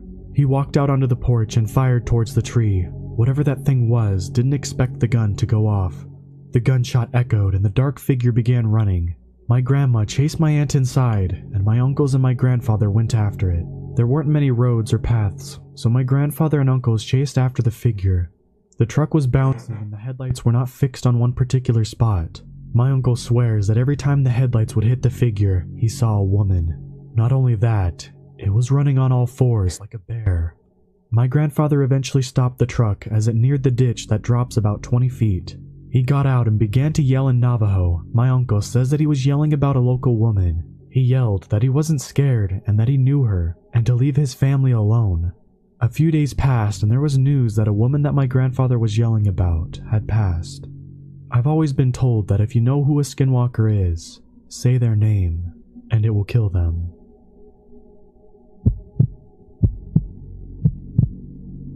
My cousin lived in the eastern agency of the Navajo Nation in a community known as Crown Point. She was still living with her parents at this time and was a good girl, and was very popular and played on the basketball team. When she told us this story, it was very out of the ordinary, and the events that followed would also deepen my beliefs in the traditional Navajo way and of the taboos associated with the Navajo culture. My cousin was coming home from basketball practice, which ran past sunset. It was during the colder months, so it was dark by the time she pulled into her neighborhood. She pulled into a small housing community that she lived in. It was far from a fenced community, but there were streetlights and the neighbors weren't too far from each other. As she neared her home, she saw a group of dogs. This wasn't unlikely, as there are reports of stray dogs that roam rural communities. These dogs don't belong to anyone, and they get food wherever they can find it. As she got closer, she noticed something was off about the dogs. There were 4 dogs, and they were sitting in a circle, all facing each other. This didn't really faze her until she spoke about the event later. Because this was a housing community, my cousin couldn't barrel down the road, so she slowly drove past the group of dogs and kept going on her own way. As she continued to drive, she noticed in her peripheral vision that something was running alongside her car. She turned her head to see that brown dog from the group was trotting alongside her. She didn't mind much until she hit a strategically placed speed bump. The impact of the bump made her entire car wobble. She looked over at the dog again, still casually keeping pace with the car. She tried to ignore the dog and tried speeding up, keeping in mind where the speed bumps were placed. The dog continued to keep pace. My cousin had to eventually stop at a stop sign. She began to feel immensely uncomfortable and tried to keep her eyes forward, but curiosity got the best of her. She looked over at the dog. It was facing forward. She continued to stare, and that's when the dog turned its head. Instead of the face of a dog, there was a flat face of a man covered in hair, smiling from ear to ear. Fear shot through her body, and my cousin pushed the pedal to the floor, not daring to look back in her rearview mirror. She reached her house and barely pulled herself in the door, weak from fear. My aunt came to her, and my cousin began to sob. She told my aunt everything, and they scheduled a meeting with a medicine man the next day.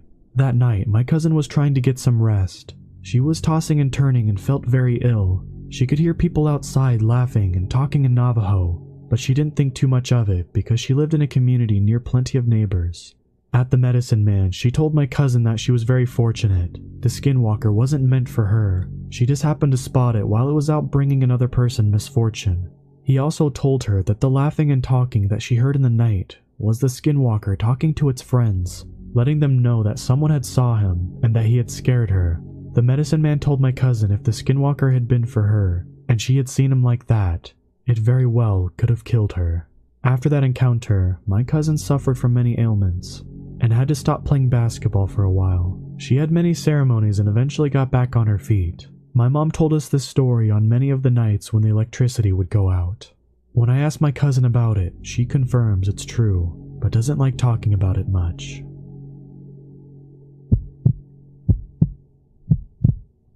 Out on the Navajo reservation, we don't have the city come and collect our trash, so we burn our trash in these huge burning barrels.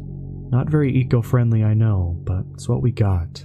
If you don't like the trash properly, the fire will go out and the trash will just sit in the barrel. It is important because we are told to dispose of our personal hygiene items correctly. If you removed all of your hair from your brush, make sure the trash burned. If it was that time of month, make sure the trash burned. If you changed a baby's diaper, make sure the trash burned.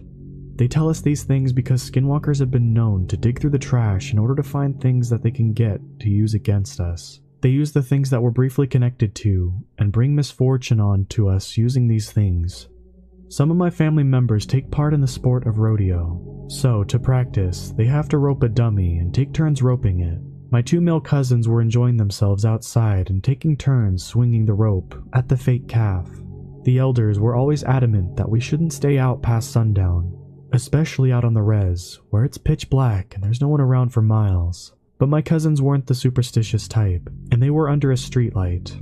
My cousins were joking around laughing, having a great time. That changes when my eldest cousin looks over to the burn barrel.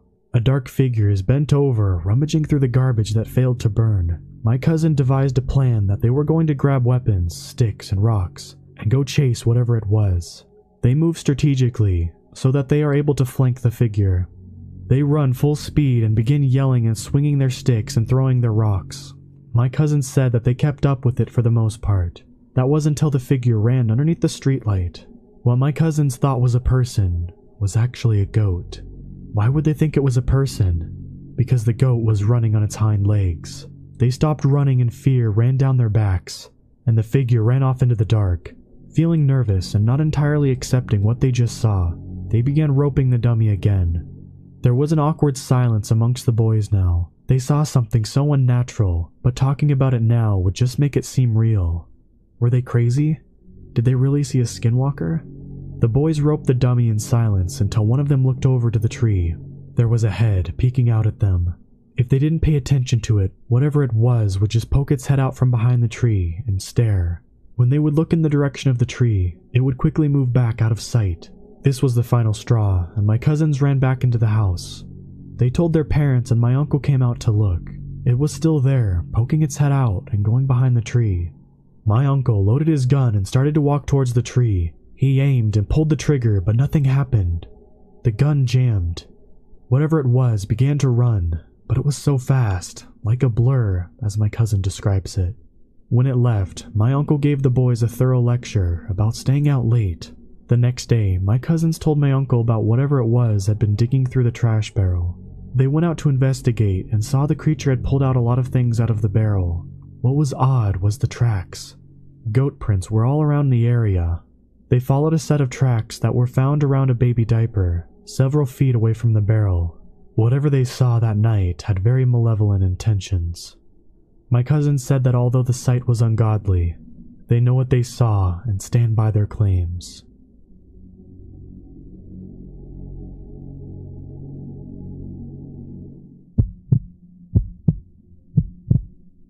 So I grew up in Utah and lived about an hour away from the Skinwalker Ranch. And going there as a high schooler was just a thing to do, just to see if it was true or not, and to see if you actually got scared. But here's my story. First time me and a couple friends went out there, we got pretty far in. We got out of the car and started walking around. Mind you, this was around 1:30 in the morning. We found an old beat-up wood shed that looked like it was falling apart, but you could see through the holes of it. There were hooks, the kind you use for hanging up deer or cows. They looked mostly rusted, but the walls and everything around looked like it was splattered with old dried blood. It was everywhere, but of course it was dried.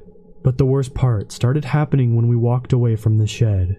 Since we had a couple of flashlights, we looked around when we were walking. We would see pairs of eyes around us. At first, it was just a shiny reflective look, like when you shine the light at a dog or a cat. So we thought it was just a couple dogs or coyotes. We continued on a bit more until we started seeing more eyes. But they were red, like bright red, even if you had the light in their direction, and they were a lot higher than a normal level would be for an animal. That's when we decided to turn back.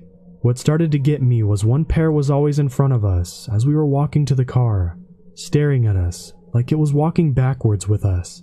We never caught up to it, but it never left. Same with all of the others that kept circling us as we made our way back to the car. When we got to the car, we just wanted to get out of there. We got in and it wouldn't start. Nothing would turn on at first, no matter how hard he turned the key. He tried it twice, then only the radio kicked on. We started panicking because the eyes got closer. Then bam! Something hit the side of the car really hard, but we couldn't see what it was. It hit the car on the right side 3 times. My buddy got the car started finally after like 5 minutes of freaking out, trying to get it going. I'm in the passenger seat about to crap myself, and my other friend was in the back seat, freaked out, but speechless, with the most scared look I've ever seen. But when he got the car started, there was no delay in leaving. He put the car in gear and spun those tires and got us out of there. Once you get out of the gate onto the main road that goes by, you're pretty much off the ranch. We thought we were away from everything since we were on an actual road, but my buddy didn't slow down. We were going 85 miles an hour down that road, going right home. I looked, and to the left, about 15 feet off, was a pair of red eyes. It was keeping up to us, and that's when it charged at us. I kind of got a glimpse before it smashed into the side of the car.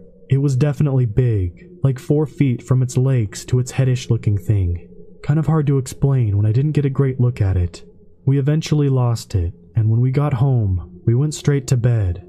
But in the morning, we looked at his car. One huge dent on the left rear fender and another dent on the right door on the passenger side, about the size of my head. We were so lucky to get out of there. So every summer I go to a lake in upstate New York, near the Canadian border. My family has a house that is pretty much in the middle of nowhere. It's a 30 to 45 minute drive to the nearest convenience store. We have 3 neighbors on our side of the lake, but there aren't any kids and it's mostly all retired or vacationing elderly people. They don't stay up past 10 and it's perfectly quiet when the sun goes down. Here's my story. I have zero explanation for this, and the most reasonable thing to assume is a skinwalker. Around 11:30 p.m., maybe midnight, my cousin and I go down to the dock on the water. We have to walk through a short path in the woods to get there, and the thick trees border directly on the shore. While looking out at the stars and the water, we hear a quiet, raspy rumbling. That's the best way I can explain it. Out of the forest, pretty far away. We didn't really know what it was and wasn't bothered by it. About 2 minutes later, we hear the same voice say both of our names. This time it was closer to our property. From our dock, we can see along the shoreline, and were near a corner so we could see pretty well along the coast to our left. We were looking with a flashlight in the trees and saw nothing. Maybe someone was out kayaking at night and said something to their friend, and we just heard them wrong. Sounds travel across water very easily, so it couldn't have been someone from their house. Although our neighbors are about 1/3 of a mile away, our uncle couldn't have been pulling a prank on us because of how far away it was, and there wasn't any light. 5 minutes passed and we've calmed down. While we were sitting there in silence, thinking about what just happened, we hear footsteps. Loud, leaf-crunching footsteps about 10 feet to the left of our dock, right behind the tree line, so we couldn't see anything. These footsteps were either from a human, bear, or deer. My cousin whispered to me that we need to get inside, but I told him that it might be a bear, and I didn't want to get chased while running back inside. So we were sitting on the dock, holding our breath as the footsteps continued, then stopped for a bit. All of a sudden, we hear the same voice that said our names. Hello. I have never been more scared in my life. The voice was speaking English, but it wasn't human. It had an almost robotic growl under the word. Both of us flipped out at this point and sprinted inside, not even trying to glance at what was in the trees. My uncle was sitting on the couch with our dog. We spent the next 30 minutes checking the whole property in the nearby forest and didn't see anything. What the hell could it have been? This happened a little more than a week ago, and the scariest part I wondered was, how did that thing know our names? And why was it on our property? Yesterday I was reminded of the Skinwalker from some videos on YouTube. It fits perfectly with the story, but they aren't known for being in New York. I wish I saw what it was, to see if it had a human or a deer form. But the trees were so thick and it was so dark, we couldn't see anything behind the trees. Anyways, talking about them is apparently bad luck, and encountering what I experienced ever again will be too soon. So this took place in my dad's, then girlfriend's house, during broad daylight in Grand Rapids, Minnesota, just off of River Road. Behind the house there was a forest, but it's a bit dense to play in, so we'd usually just follow the deer trail a bit into the woods, till there was a clearing where there was a barbed wire fence that cut right through the middle of it. We'd hop the fence and go through the woods on the other side. On the other side was a planted pine forest that ran along the fence for the airport there. It was pretty wide open back there, so you could see straight down the rows to the other side. My brother and I were back there with the girlfriend's nephew, just tromping around. You know, just some kids being rowdy and noisy. Well, at the very end of the rows of trees is a road, which is actually a fire trail, but we called it the road. And on the other side of the road was a more dense forest. We reached the road and stopped and talked like we usually did, to look at a deer track or a squirrel or something, when this skunky bear-like smell came up. My brother and I both felt an urge to look up the road towards the airport fence. What I saw was what looked like the head of a huge black wolf, but it didn't look right. His ears weren't in the right spots and looked droopy, and his eyes looked off. They were too big and bright for his face. His front legs were long and skinny, but he was standing right like a wolf, just way too big. My brother and I looked at each other, and here's where I'm going to mention that my brother and I are very close, so we would usually give each other a look and know what it meant. Here we looked at each other and instantly started to briskly walk back. The girlfriend's nephew just started to walk with us. He asked what was up and we just shushed him. We were being as quiet as we could, but we knew it would hear every step and movement of us. Once we hopped the barbed wire fence, we ran as fast as we could to get to the house. Once we got to the back entrance, we looked back, and there it was, looking at us through the brush. We didn't hear it move behind us or anything. We pointed it out to the nephew, and we all watched it flop back into the woods. Now my brother and I have been raised on 80 acres of land just south of Bobbing. We've seen wolf, bear, moose, mountain lions, coyote, pretty much everything else. We both have never seen a wolf that big and lanky in our lives. I feel like it's important to note that at least I didn't feel any dread or anything like that. It was more a primal fear, like I knew we all had to get away from it, but not show we were afraid. I felt like if we ran from it, it would have taken us down. My brother and I told my dad, and he didn't seem too interested, but he was that way about everything growing up. The next morning, my brother and I went back out to look for tracks, so we could see where and how it stalked us. We saw huge dog-like tracks, and about 6 feet up in a tree, following its root back, we found thick black fur. We noped out of there fast and didn't go back without protection. About a few weeks later, I'm home alone. All the doors are locked, and only the back windows on the house are open. I suddenly notice the dogs are acting weird. Then I hear clear as day, by the back door, my dad's girlfriend's voice call for her dog. I froze but looked up at my bedroom doorway into the small hall. The dog got up and went to the kitchen where the back door was. She was quiet for a moment, then I heard her claws skid across the floor and she ran back to my room. I closed the door and locked it fast and closed my window. The only reason it freaked me out was because I didn't hear the garage door open, or the side door open, just the voice. I blessed my room and made sure nothing was allowed in it or around it. The next time my brother visited, he slept in the living room. Now the living room was huge, and you could see out to the front deck. As my brother was sleeping, he heard what he described as an old woman screaming on the deck. He woke up panicking and said he turned on the porch light, and there was a big black crow sitting on the deck banister. After that, he only slept in my room, never out in the open. I'd also like to note that neither of us knew what a skinwalker was at the time, being that we were 11 and 13 years old and lived in the north. We just assumed that it was a goofy wolf that smelled bad.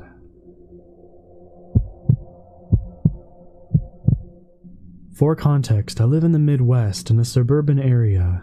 My boyfriend lives about 30 to 60 minutes away from me, depending on if I use either the interstate highway or the city roads. That being said, I usually take the interstate, then take the highway partway home, since the highway is only about a mile or so away from his neighborhood, and I take it all the way to the interstate. There is also another road I can take, a paved country road with one lane on each side of the road, with no streetlights. It eventually meets up with a few main streets, which are numbered roads, and it will take you back towards the highway and city. I'm sorry for all the background about the roads, but I feel it's important. And I feel like my choice was a definite sign that the butterfly effect is always in works. On to the story. Earlier today, I went to pick up my boyfriend and we basically hung out and binge-watched a TV show I recently got him in. Around 11 p.m., he says he probably should go home since he works in the morning. I agree and drive him home using the interstate with no problems. We kiss goodbye, and then I am on my way out of the neighborhood and towards the street that takes me to the main roads. If I turn right, it's a straight shot to the highway. If I turn left, I could take it down to the country road for a bit of a late night drive. I decide to take the latter. I turn left, then turn right at the stoplight and begin to drive through the dark country night. So I had my windows rolled down and my music up, just letting the breeze come in. It was pretty windy, so my car was swerving a little, and you couldn't see the stars or anything because the clouds were taking over the sky, building up a storm. I thought about switching on my high beams to see better, but the road was really curvy and had lots of hills, and I was afraid of accidentally blinding someone coming from the opposite direction. What happened next makes me glad I didn't turn them on. On the left side there was a small patch of woods with overgrowth. To my right were wide open fields, and in front of me was a hill. Toward the crest of the hill, I saw something beginning to cross the road, something large and dark, with what looked like antlers on its head. I thought maybe at first it was a deer, or even an elk, and I slowed down. But when I got closer, I realized something was wrong. One of the things that were wrong was it was moving very slow, like it was hurt or something, and it didn't even glance at me. It just kept moving toward the patch of trees on my left, which I thought seemed weird. I felt like it should have at least acknowledged the sound of my vehicle. The second thing was, this animal that I presumed was a deer or an elk, couldn't have been. It was at least the size of a moose, but that couldn't be right, because where I am from, there are no moose. We had deer and maybe some elk, but no moose. I felt a cold wave of dread wash over me as I watched this moose thing make its way across the road, and then it stopped, and it looked right at me. It twisted its head so fast to look at me I almost screamed. Its face was hideous. It looked rotten somehow, like it was withering away, and its eyes were so dark. I was so scared it didn't have any eyes. There was something dripping from where the mouth was, and I could see sharp teeth poking from its lips as they pulled back into a sneer. I thought about reversing my car and hightailing it out of there, but I was frozen. You know how when adrenaline kicks, they say you either enter fight or flight mode? Well, they don't tell you that there's a third option, and that's to freeze, which is exactly what I did. I just stayed in place, my hands still on the wheel, foot still digging into the brakes. I don't know how long I sat there staring at this thing, with the thing staring back at me, but when it started towards my car, I honestly thought that was going to be the end of me. I couldn't move, couldn't blink, could barely even breathe. All I could do was hope and pray that I wouldn't be ended by some freakish moose-looking monster. And then a pair of lights began to rise over the hill toward us, and as the other vehicle's high beams shined on the thing in the road, it let out a curdling scream that didn't sound entirely human. It was animalistic and sort of raspy. It's hard to explain. But I watched as that thing got on its hind legs and lurched itself across the road into the thicket of the trees and bushes, narrowly missing the other person. I knew this thing would probably come back if I stayed where I was, so before I could give it the chance, I slammed on my gas pedal and gunned it out of there, going well over the posted speed limit. I just wanted to get as far away from it as possible. Every dark curve or patch of trees or field made me feel so paranoid that I could see the creature again, and all I wanted to do was go home and never, for the life of me, drive on that country road again. I made it home safe, but was shaken. And to cut a long story short, my family thought I was just being hysterical and had just seen a deer, but I know what I saw, and this thing wasn't a deer. It couldn't have been. I've read up on skinwalkers, but I'm not sure if it's what I saw. I mean, do they even exist out in the Midwest? I thought that was more in Arizona or New Mexico. Why would a skinwalker be here? Why would it come after me? Was it even a skinwalker, or was it something else entirely? Was it my mind playing tricks on me? What was that thing? Please, if anyone knows what it was, or has any idea of it, please tell me. I'm so scared I'm going to come across that thing again, and I don't know if next time I'll be as lucky. This is 100% true, so this will probably be a boring account compared to some of the other posts here, but I wanted to share this memory somewhere, and maybe get opinions on the matter. I grew up in Albuquerque, New Mexico. My mom would often take us camping in the summers. This particular camping trip was somewhere in the vicinity of Shiprock, New Mexico. My mother took my older brother Chris, 10, and myself, 8, camping often in those days, and preferred dispersed camping on BLM/NPS land to camping in merged grounds. She'd usually find us a spot and make herself busy setting up the tents and pit, while Chris and I would scamper around and explore the area and be generally unhelpful. On this particular trip, we arrived in the middle of the day, and as my mom started setting up camp, Chris and I started to explore the area around our campsite. We wandered into the woods of our campsite. Being in the desert, it was really just stunted trees and sagebrush, so I hesitate to describe it as a forest. But the trees and brush were taller than me, and provided a decent screen. I wandered down into a gully and came face to face with what I described to my mother as a wolf kangaroo. It was crouched low, with long, slender arms reaching down to the ground, and large, pointed ears like a deer. The fur covering its body was sandy brown and patchy, as if it had mange. It had large, orange eyes and a snout like a wolf or a coyote. It bared its teeth at me and stood up. At its full height, it was the biggest animal I had ever seen, towering over us and the sagebrush. I had never been, and probably still have never been, as frightened as I was then. Chris and I started screaming for our mom to come to our rescue. Chris regained his senses before me, taking off running back up the embankment to the campsite. The wolf kangaroo turned and sort of, speed skated away from us through the brush and tree. Its legs were backwards, like a dog's, and its strides took it far away and fast, faster than any deer or antelope I'd ever seen.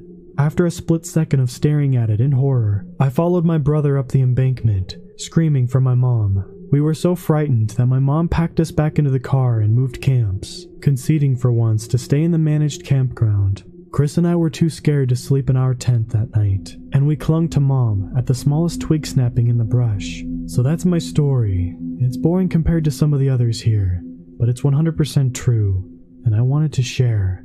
I vividly remember the way this animal moved as it glided away from us into the desert, and the sheer, utter horror I felt looking into its face. Chris and I have never managed to find an explanation for what we saw that day in the brush.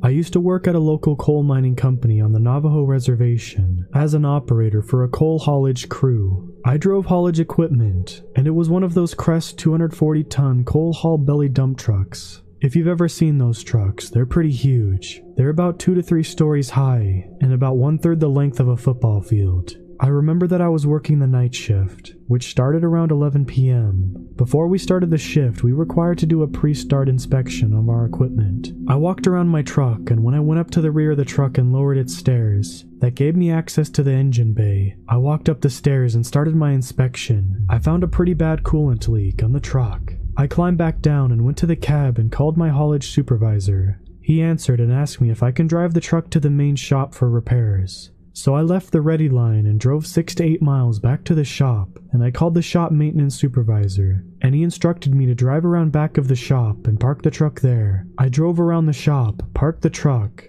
and I wanted to see how much coolant I had left. I climbed back down from the cab, walked around to the back side of the truck, and lowered the stairs. I checked the coolant level, and I had a significant loss of coolant. I called my supervisor over the radio and asked him to pick me up. As I started to walk away from the truck towards the shop, I seen it. It was big, like a bull. It walked weird. Patches of tan fur missing, blotches of blackened skin, and its head was big. The head was as large as a pumpkin, and it wobbled around like it was unbalanced. It had an unnatural look, nothing like I'd ever seen. This thing walked on all fours and about 4 to 5 feet tall. It was about 100 feet away and was walking toward me. My first instinct was that it was a sick dog, mange-infested, and malnourished.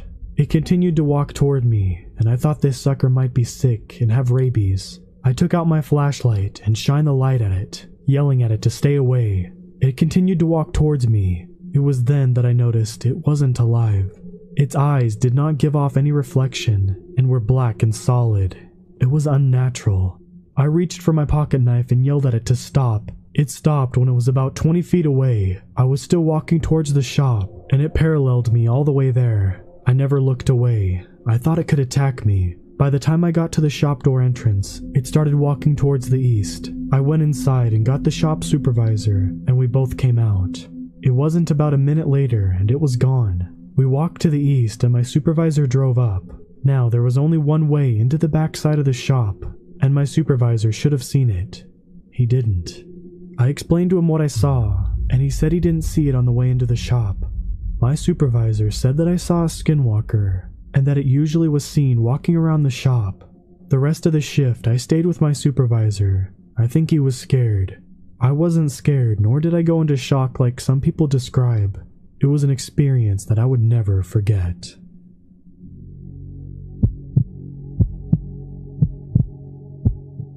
To this day, I don't know what I witnessed those few days, nor do I want to know. I think it would be better that way. To set the scene with some background information, I'm a 20-year-old Latino woman. I'm a Lance Corporal in the Marine Corps, and have spent a year in Afghanistan back in 2015. During the time of this experience, my girlfriend and I took a camping trip, and for the sake of this story, I will call her Olivia. I've grown up in a very wooded area of Florida. Many trees and animals of all sorts. Alligators, bears, panthers, coyotes, and sometimes wolves from people owning them and letting them into the wild when they got big. The area we had gone to was new terrain for us. She insisted we go somewhere new and explore around, since I would have to return to California to my duty station in a few days. She wanted to explore the new terrain with me. We walk along the beaten path, admiring nature in the wooded areas, flowers, and even small animals and birds that inhabited the area. Olivia went to college for zoology, so she enjoyed teaching me about the different animals and the ways to identify them by their tracks and other signs. As we were walking to the camp clearing in this particular forest, we came across a hardly visible pathway, winding deeper into the brush. Her nature calling was pulling her into it. She wanted to explore and find a place inside to set up camp. But call it military intuition, but I felt really uneasy with the idea. Reluctantly, with her pleading, I agreed. We then began to trek through the brush, thorny vines cutting up my legs through my jeans, and a spider web hitting me in the face every now and again, due to the overlaying branches. We walked for roughly 45 minutes until we came into a clearing, deciding this was the best spot we could set up camp. Olivia pitched our tents as I got the fire roaring, and at this point, the dusk is creeping in on us. We lay down to settle in for the night, and all is well. That is, until I'm awakened by things being thrown by the side of my tent. It takes me a little bit for my eyes to adjust to the darkness. The campfire was now a dim glow. My eyes finally adjust as I look around. I wasn't truly awake until the smell hit me like a semi-truck. The smell of rotting garbage. It was sickening. As I tried to gain my composure, that's when I saw the figure. It was tall, very large and stocky, and appeared very human-like. Just too large to be a person. There was still tapping against the tent, some large, others small, but I didn't make a peep. My voice was lodged in my throat, and I'm not even sure at this point I was breathing. All the hair on my body was on end. I was terrified. Olivia shifted in her sleep, opening her eyes. "Hey, is everything okay?" I cut her off by placing my hand over her mouth, raising a finger to my lips in order to tell her to be quiet. That's when I heard it. The growling. It was low, more like a grumble and a groan than a growl, but it was a sound like no other. It was enough to make even my drill sergeants piss themselves. Our eyes directed to the zipper, and it began to move. It slowly started unzipping. Whatever this thing was, it was getting into our tent. I reached next to me and grabbed a small handgun I took everywhere with me, and took aim. A rather loud bang is heard as I took my shot, making a direct hit into the thing's shoulder. A monstrous growl scream is heard. It rattled me to the bone, and Olivia only cried out of pure fear. We watched as this figure disappeared, and we didn't fall asleep just in case it returned. I stayed with her all night, my handgun at my side. The next morning, we were packing all of our stuff and getting ready to head out when we saw it. A stocky figure standing in the tree line. It was around 8, maybe 9 feet tall. It was large, hairy, and seemed rather human-like, besides its dark, deep eyes and fur-covered body. It just watched us as we collected our things. We never broke eye contact either. The thing just watched before sinking back into the woods. We've never ran so fast in our lives back to the main road. Olivia still has nightmares about this thing that terrorized us by throwing things and opening our tent. And I'll admit, the thing really creeped me out. Let me just tell you, I haven't been camping since. During the summer of 2016, my larger group of friends and I went camping out at this spot called Desert Creek. It's a place that's about 100 miles from any town, deep in some mountains in Nevada. I'm not of any sort of native descent, but I've heard a few Skinwalker stories before. I didn't believe them too much until this night. My large group drove out to the camp spot and got set up. Being stupid teenagers, we started drinking. It was 4th of July weekend, so the camp spots were sort of busy, but all of the spots were pretty far apart, so we didn't think we would have too many problems. The drinking started around 2 in the afternoon, right after we set up camp. While setting up my tent, I noticed some odd footprints, but didn't think too much of it. By the time night fell, all of us were pretty drunk. I decided I had to go take a leak, so I walked over to a tree. But before I could, I saw what looked like a coyote, but something was off about it. It turned and looked at me and stood up on 2 feet, and it sounded like it was trying to say something to me, but it couldn't get out the words. They were just sounds for a few seconds. I was paralyzed with fear, and then it seemed like the words started to become more clear, but it's still not right. I heard my best friend, let's call him C. C's voice came from its mouth. "Hey, hand me another beer." That's when I snapped out of it. I turned and ran back to camp and told everyone, but no one believed me, and I wasn't sure if I believed myself. But after, I became really paranoid. I thought I could hear sounds all night. When it was time to go to bed, I had almost forgotten about it. Keep in mind, we were about 2 36 packs, in between about 8 of us. I was lying in my tent listening to the crackling of the fire when all of a sudden I could hear footsteps, but they were scattered. I looked out the window of the tent and saw a humanoid figure about 10 feet away standing next to the fire staring at me. Then it said again in C's voice, "Hey guys, I think I'm gonna go to bed." That's when I heard C say from his tent, "What was that?" He poked his head out of the tent and screamed. Everybody got up at that point, and that's when this thing turned and lunged at my other friend. Let's call him Jay. Jay jumped out of the way and hopped into his car, which was right next to his tent. The thing then howled this terrifying sound, and that's when I realized the smell of rotten eggs and burning garbage. The thing ran away and C said, "Guys, we need to get out of here." We all hopped into our cars and started driving out. When one of my friends in front of me stopped about a mile from the main road, I got out with the pistol my dad had let me borrow for protection. and I realized my friend's truck had a flat tire. We all heard the howl again, and it sounded like it was in the middle of the canyon where we were in, about a 25-minute drive away from us. We thought we would be okay, so we got to work putting the spare tire on. We had only just gotten the flat tire off and we started to smell the rancid odor again. We stopped and looked around and heard the howl once again, this time right next to us. We bolted to our cars and tried to drive away when this thing jumped out in front of the car and stood up. The creature looked into my eyes and spoke once more, but in a demonic-like voice. Gonna have to try harder than that. I slammed on the gas and this thing jumped over my car. We got out of there and drove 150 miles back home, still drunk and way past curfew, but we didn't care. The next morning, I drove my friend back to his truck, and when we both got there, we were both struck with this terrible feeling in our stomachs. His truck's windows were broken, and scratched into the car all over the place was every single one of our full names. There were 2 animals in the bed of the truck, but we couldn't tell what kind of animals they were because they were so mangled. From that point on, we had never given a thought to going camping at Desert Creek ever again. I will not say my name for this story, as I am afraid they will find me, but you can call me Rose. I was 14 when it happened, so about a year ago. I was at a powwow with my friends, a young girl, let's call her Lily, and her older sister, Saria. It was getting late, probably around 10 p.m., when we came up with the idea to tell scary stories. I've always been fascinated by skinwalker stories, though I have never seen one myself. Well, that was about to change. I came up with a story and told my friends, then Lily, then Saria. After telling stories, we finally got tired and went to bed. Saria and Lily slept in a small tent, while I slept in a camper with my dad. I've been up where the powwow is many times, and we call the area the grounds. I'm not really a native. I have a little Blackfoot, but I'm mostly Irish.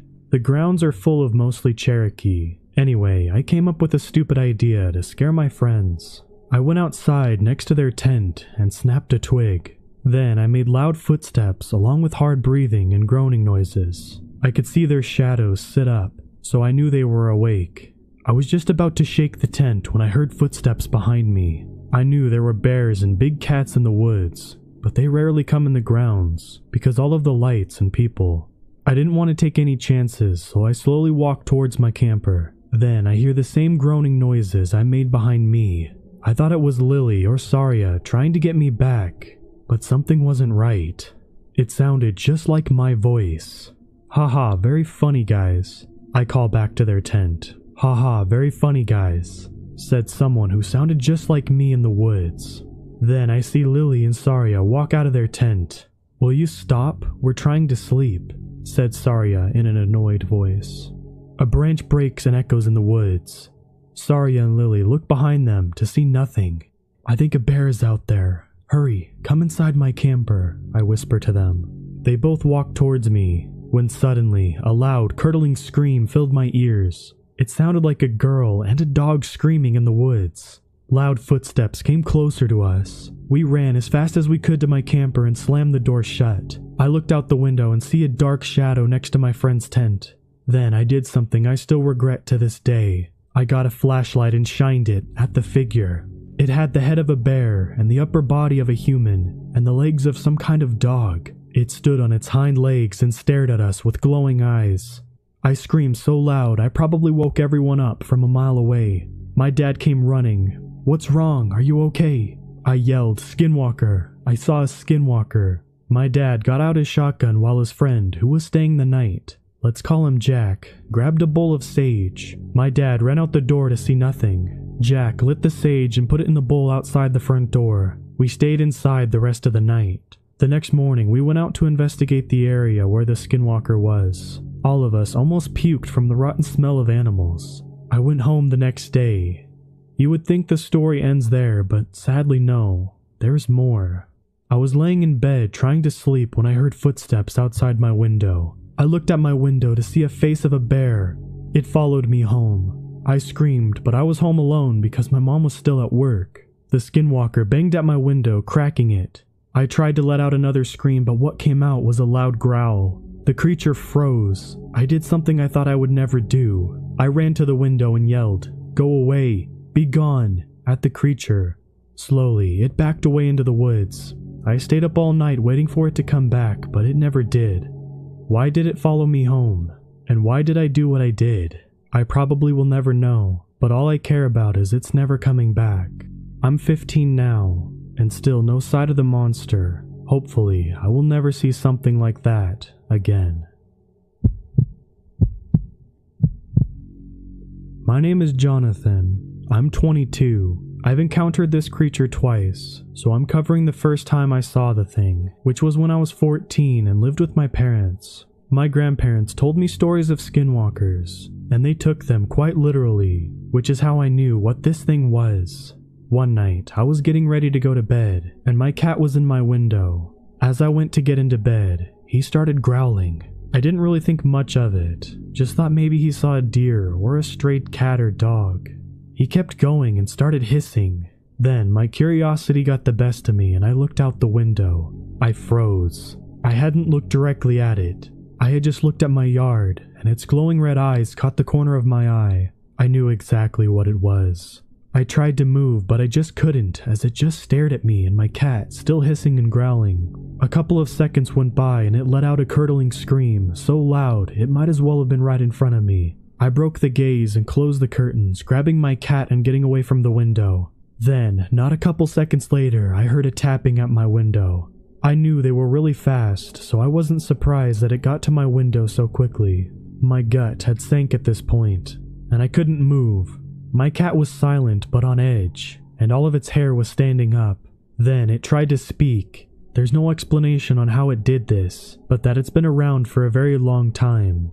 It said, "Jonathan, come here. I need your help." The most frightening part about that was it was in my dad's voice, but he had been gone for over a year now. The tapping continued for about 10 minutes and stopped completely. Longest 10 minutes of my life. After it stopped, I heard footsteps stomp off quickly into the woods where I lived.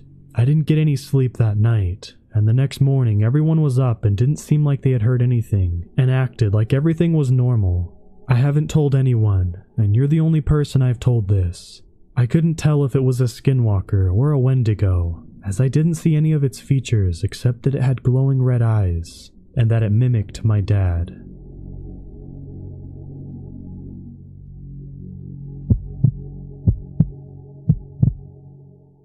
I was 15 when this happened. I have some family in Arizona, so I decided to go out there for the summer. I was very bold and stupid. My grandmother used to say, "You're like a young wolf cub, always trying to figure out your fangs. That can lead to trouble." I didn't understand at the time what she meant by that. My uncle, let's call him Tom, told my cousins and I when I arrived not to go out at night. I thought to myself, why not? Sure, the place is colder at night, but I'm 15, almost a man. So I waited until he, his wife, and children went to sleep that night. I snuck out of the house quietly. I was wandering around, looking at everything, houses, stores, etc. I had walked 2 to 3 miles away from the house when I realized that I needed to take a leak somewhere away from the streetlights. I found a house with no one living in it not too far from the road. I stepped off the street, going around the right side of the house. I was in the middle of doing my business and I thought I heard a cry from a little girl, but it sounded somewhat off, like if it was coming from a tunnel or something far off in the distance. I listened closer for a while before stepping in that direction I thought it may have come from. I yelled, "Hey, little girl, where are you?" Then the crying just stopped. I was confused. What was going on?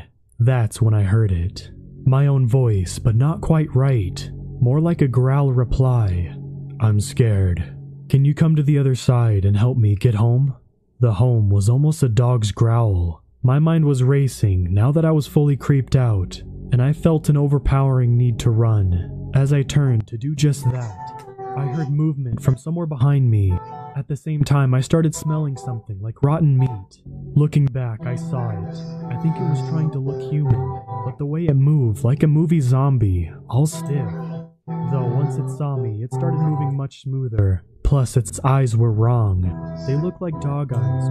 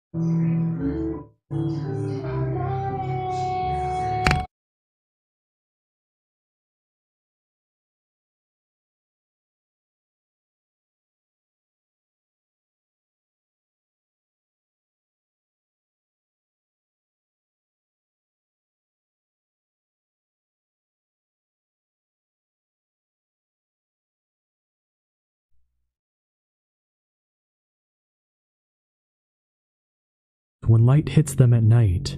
As it moved closer, the thing tried to mimic my Uncle Tom's voice. I just ran from it, but as messed up as its walk was, the thing was fast. I ran full speed, but the thing was catching up fast. The thing passed me, then turned into the middle of the road. I saw something about it, now that it was in the streetlight. Not only was its eyes dog-like, but the face was no longer human, but looked like a coyote now. My instincts told me to run the other way. I was frozen, and before my eyes, the rest of the body snapped and popped as it was transforming into the coyote on all fours. I ran in the direction of my uncle's house. I heard it coming for me as I ran. This is where something weird happened. As it got close this time, my mind went blank. I don't know how to explain this, but I'll do my best. I saw a gray wolf in my mind's eye, and I turned, realizing a growl from my mouth that even sounded like a wolf's growl. The thing stopped, clocked its head to the side, and just stared at me. The thing looked like a coyote, but it was standing on its hind legs. I started walking backwards, seeing the gray wolf, and knowing I was using my instincts at the moment, that if I turned to run, it would cease to chase me down and get me. I kept my eyes on it until I was almost to my uncle's door, where I regained control of my mind. Going into the house, I heard scratching on the door, asking in different voices to be let in for an hour, then it left. It did come back the next night to my uncle's house, but Tom knew what it was after. Looking at it through the window of the front door, it pretended to be human again, but tried to use my voice to get Tom to open the door. He went straight to work, burning sage and other herbs, afterwards asking me if I was the only one it was after. I told him everything. He was mad, telling me, "You're safe for the night, but I'm sending you home in the morning." I know he was mad, but I needed to know what this was. He told me it was a skinwalker, and it was going to hunt me until it loses my scent. He told me about the legend of them, but the wolf thing, he smiled and said that, "You'll have to figure that one out for yourself." The next day, I was picked up by my mom. I am afraid to go back that way. I don't walk at night anymore, and I still have no answer about the wolf thing that stopped through my mind that night. I was heading to a small town in southern Utah with my wife and a couple of friends. We were on our way to see Lee, a friend of mine that hadn't been seen for a long time. We met up with him at his place and decided to hang out at a nearby lake. It was a typical quiet campsite with a fire pit and a couple of logs around it. We had a little picnic there and we were exchanging stories and catching up with each other all day. Eventually, one of my friends, Bryce, got tired and decided to fall asleep in the car while the rest of us continued talking. At this point, twilight had fallen. Erica and I were discussing something while my wife and Lee were talking about something else. All of a sudden, my wife and Lee fall silent. Erica and I quickly notice. We look at them and Lee says, "Get in the car." I asked him, "What's wrong?" And he says, "There might be a skinwalker around." Now, Erica and I had no idea what a skinwalker was at the time, so we asked him to explain. After his explanation of what it was, Erica and I, being the only sensible thinkers at the moment, and Bryce, just barely waking up from us jumping in the car, decide we should investigate, believing that it was probably just some kids in a nearby campsite trying to mess with us. We came to the top of the hill that was between our campsite and looked for any likely candidates for the scare. None. All we could see was a couple of trees and some bushes. We even called out and there was no response. As we were walking back to the campsite, we heard it. A rustling in the bushes behind us. We look again but see nothing. At this point, we were considering that Lee and my wife may be right. We get back and it's getting dark fast, so I ask them, "Is there something we can do to keep them away for a little bit?" "Yes," said Lee. "They don't like fire." And Tim, my wife, and Bryce start working on the fire, while me and Erica go down by the lake to collect the 2 liters we had put there in the water to keep cold. Now it's dark, and Erica and I headed back with the sodas. We hear rustling in the bushes beside us. We're both scared. We hurry back and start putting everything back in the car as soon as possible, while Lee made sure the fire kept burning. After getting everything into the car, I rush over to the fire pit and tell everyone to get in the car as I proceeded to stomp the fire out. Right as the fire went out, I hear a curdling scream across the lake. I felt my heart stop. Lee had said skinwalkers are fast and could make up a full lap around the lake in a matter of seconds. I jump in the car and yell, "Go!" Right as the engine started and the lights come on, we see it. Coming out of the bushes right in front of us, glowing yellow eyes and what looked like a zombified coyote with decaying flesh. A skinwalker. We backed up and peeled out of there as fast as we could. This happened 2 years ago and it still scares me to how close of a call it was. I am honestly amazed that we all survived such a close encounter with this skinwalker. When I was about 11 or 12, we lived in a small house made of mud and stone, a lot like our house now. It was 2 of my brothers and I in the house. Everyone else had gone to the feast and left us to tend the sheep. We were getting ready for bed when we heard the dogs going crazy outside. Thinking it was nothing more than coyotes howling in the distance, we told them to be quiet. We began to drift off into sleep, and the dogs would not shut up. Somehow, I was able to get a few hours of sleep. Then I woke up very late in the night. It was very quiet and still in the house, except for my brother snoring and breathing. I realized I needed to use the outhouse and woke up my brother to take me there. He teased me about being scared, which I certainly was. We went out with our flashlight to the outhouse. The dogs began with their crazed barking out in the sagebrush, going from one place to the next. My brother went first and I waited for him outside. While waiting, I tried to follow the dogs with my flashlight. Suddenly, there was a very loud whine from one of the dogs. Then everything went silent again. It was really too quiet for that time of year. Not even the sheep were making noise. Suddenly, I heard a few of the dogs going completely mad by the truck. When I looked over, there was this man. He was unbelievably tall, leaning one arm on the cab roof of the truck. He was looking at the dogs for a little. They all scattered in different directions. The thing looked up at me, and I saw its face. It had a pure white face, like a full moon, 2 burning yellow eyes, and a slight smile that was pure black. I could not move or make a sound. It began to walk towards me with long strides, until it finally towered over me. All I began to see was dark red. I kept getting deeper and deeper into its eyes. I could faintly hear my brother coming out of the outhouse. With this, the thing looked up at him. Reality came rushing back to me. I noticed my brother was too distracted with his buckle to realize what was going on. I noticed this thing's long hands hovering just inches from my head. Its skin was black ash and smelt like rotten flesh in the summer. I was still unable to move or speak. The skinwalker began to move toward my brother. Finally noticing this figure, my brother became paralyzed as I was. Closer and closer it drew. Reaching its arm out toward my brother's head, something finally snapped in me. I became unbearably angry. I broke from the trance and lunged at the skinwalker, raising my arms like a wild animal and baring my teeth at it. A growl came out that I never knew I could make. I became more angrier at the thing that it was trying to hurt us. It kept that smile at first, but the angrier I got, the more the smile faded. Finally, with everything I had, I began to make a primal roar at it. It fell backwards and ran into the night. Looking back at me, its eyes were dim and dull, its smile now long since gone. The next morning, my family returned home from the feast. After relaying the story to my parents, they quickly hired a medicine man. I'm half Navajo and half Mexican. For over 20 years of my life, I've lived on the Navajo Nation reservation in New Mexico. My Native American side of the family always warned us to be careful at night. My grandparents would always tell me stories of these shape-shifting witches who can curse you or mess with you. They called them skinwalkers, because they would take the skin of animals and wear them to change into that animal, or something in between a human and an animal. I never believed in it really.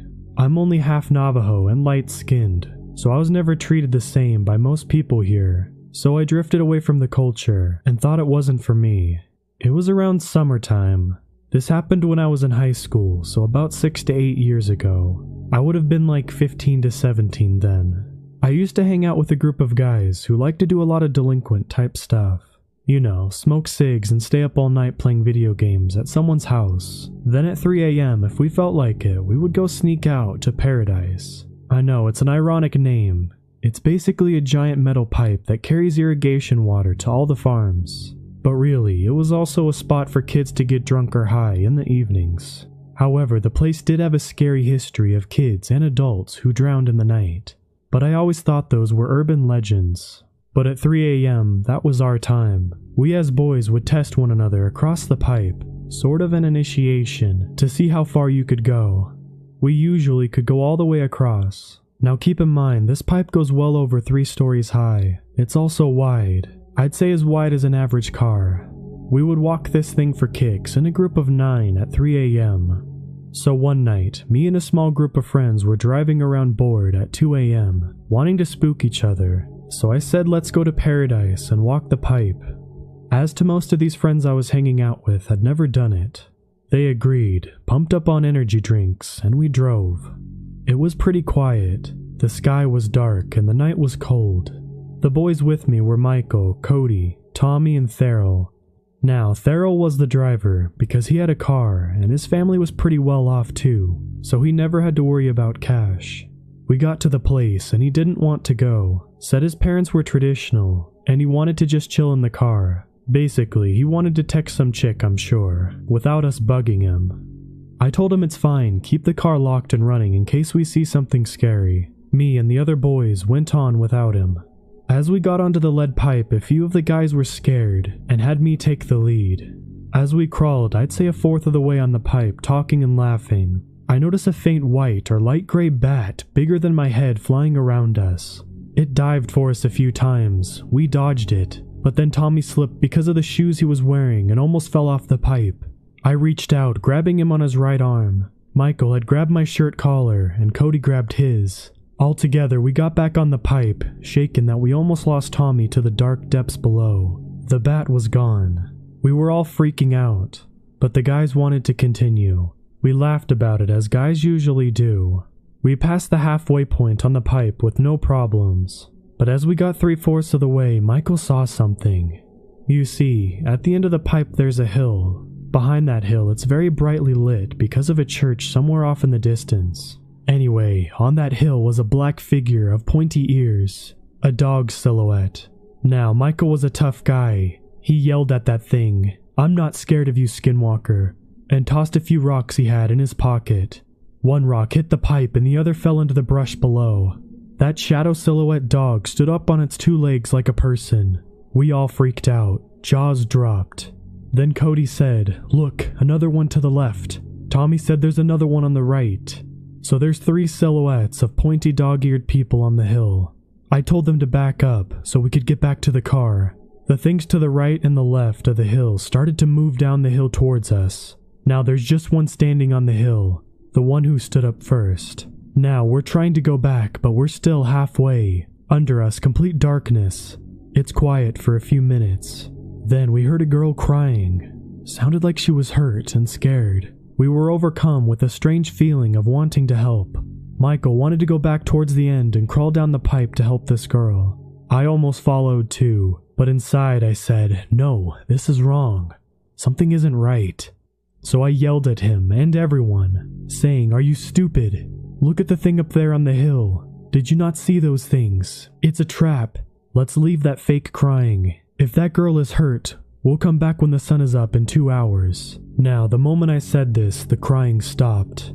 All the guys freaked out, saying they can't believe what came over them. They said they almost forgot what we saw before. Halfway on the pipe now, we hear a drum being played.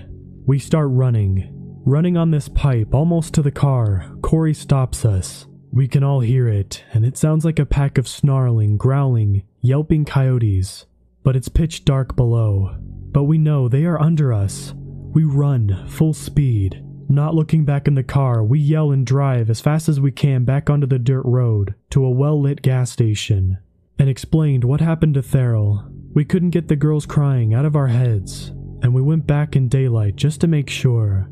We did not find the girl. Instead, in the area, we heard the crying and we saw a coyote watching us a close distance away. It was not shy. It looked at us for 4 seconds and walked into the brush. I did not go back there after that. This was about a year ago. I lived in Michigan. My older brother was planning a big cruise to Mexico and then invited me to go along. I agreed because I'd never left the country before, and I thought it would be a fun trip. So it was a day before the flight, and I went over to my cousin's to sleep, because our flight was very early and I live 40 minutes away. My cousin's backyard is completely woods with a small creek, and it's beautiful down there in the summertime. But it was about March when this happened, so the woods were very bare. It was getting late, and we were all starting to go to bed. I slept in the living room while my cousin went upstairs to bed with her husband and said goodnight. I was up, just facing the window to the woods, because it always takes me a little bit to fall asleep. Then, very faintly, I saw a pair of glowing eyes off in the distance. My mind raced as I told myself it was just a deer, but the glowing eyes were getting closer and closer. Then I realized it wasn't a deer. The thing had to be at least 9 or 10 feet. I was horrified and paralyzed with fear. It looked like a big wolf or deer that had been decaying. The thing went back into the woods. That night I didn't sleep. When it was about 4, I heard my cousin's husband walking down the steps, and I told him about the whole thing that had happened that night. His eyes got very wide and said very quietly, "You seen a skinwalker." I've done some more research about these things, and I do believe I've seen a skinwalker. I never told anyone the story because I felt like I would be called a liar, but that was one of the scariest moments of my life. To start, I'm a white female. I was adopted 7 years ago by my Navajo family, and we've always been close despite my obvious cultural differences. Still, I learned about skinwalkers firsthand, and they've since then become an accepted part of my life. I left Utah at the end of 2012. The first story happened to my adopted uncle. He was driving through the canyon area. They live in Blanding, Utah, a spot not quite notorious for skinwalkers, but full of them nonetheless.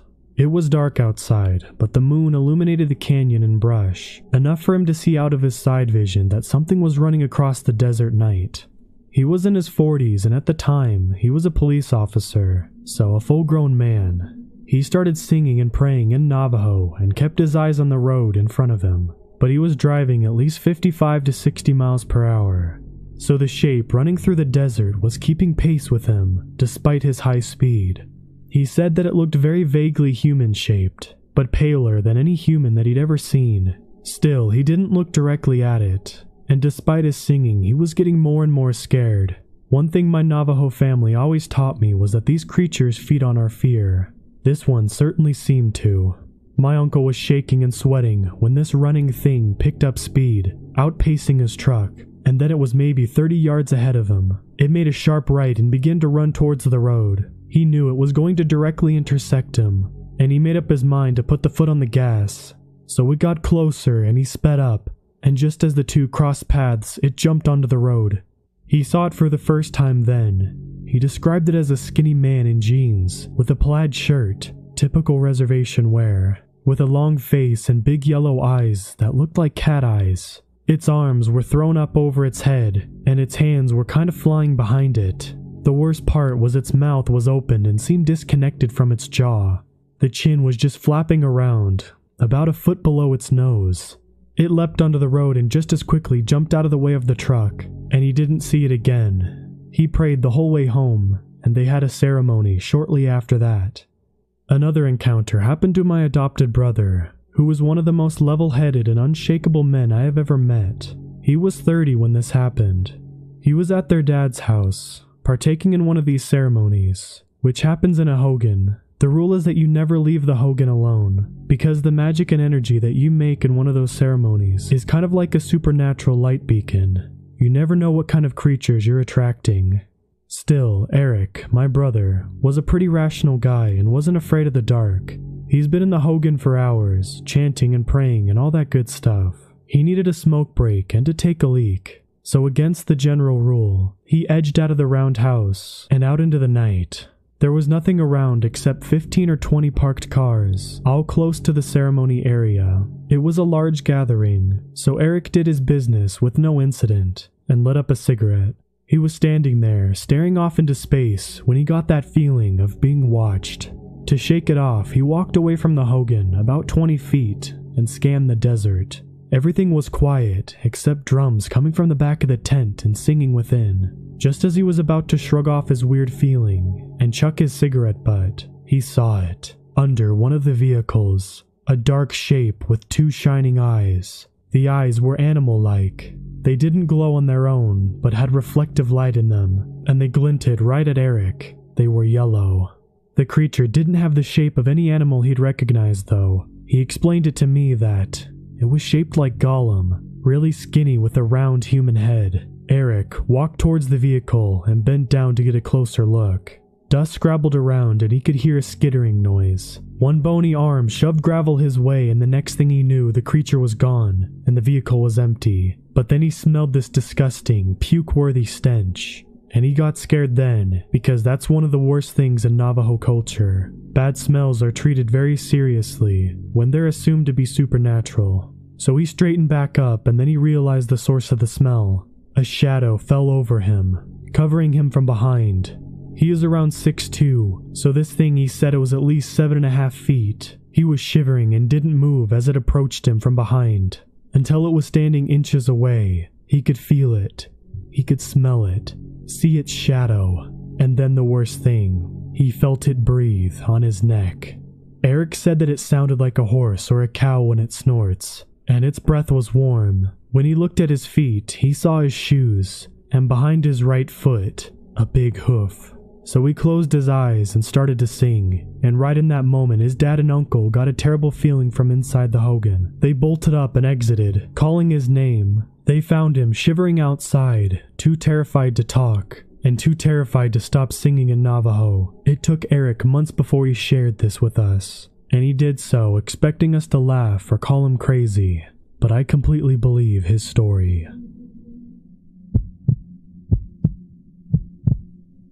This just happened mere seconds ago.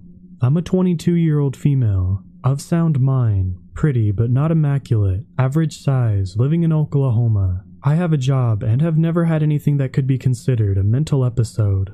I live in Tulsa, the second largest city in the state. To give a little backstory, I live in a house with 4 roommates, all men. I think of them as brothers, and we never really worry about anything like intruders, and always have our 3 back doors unlocked.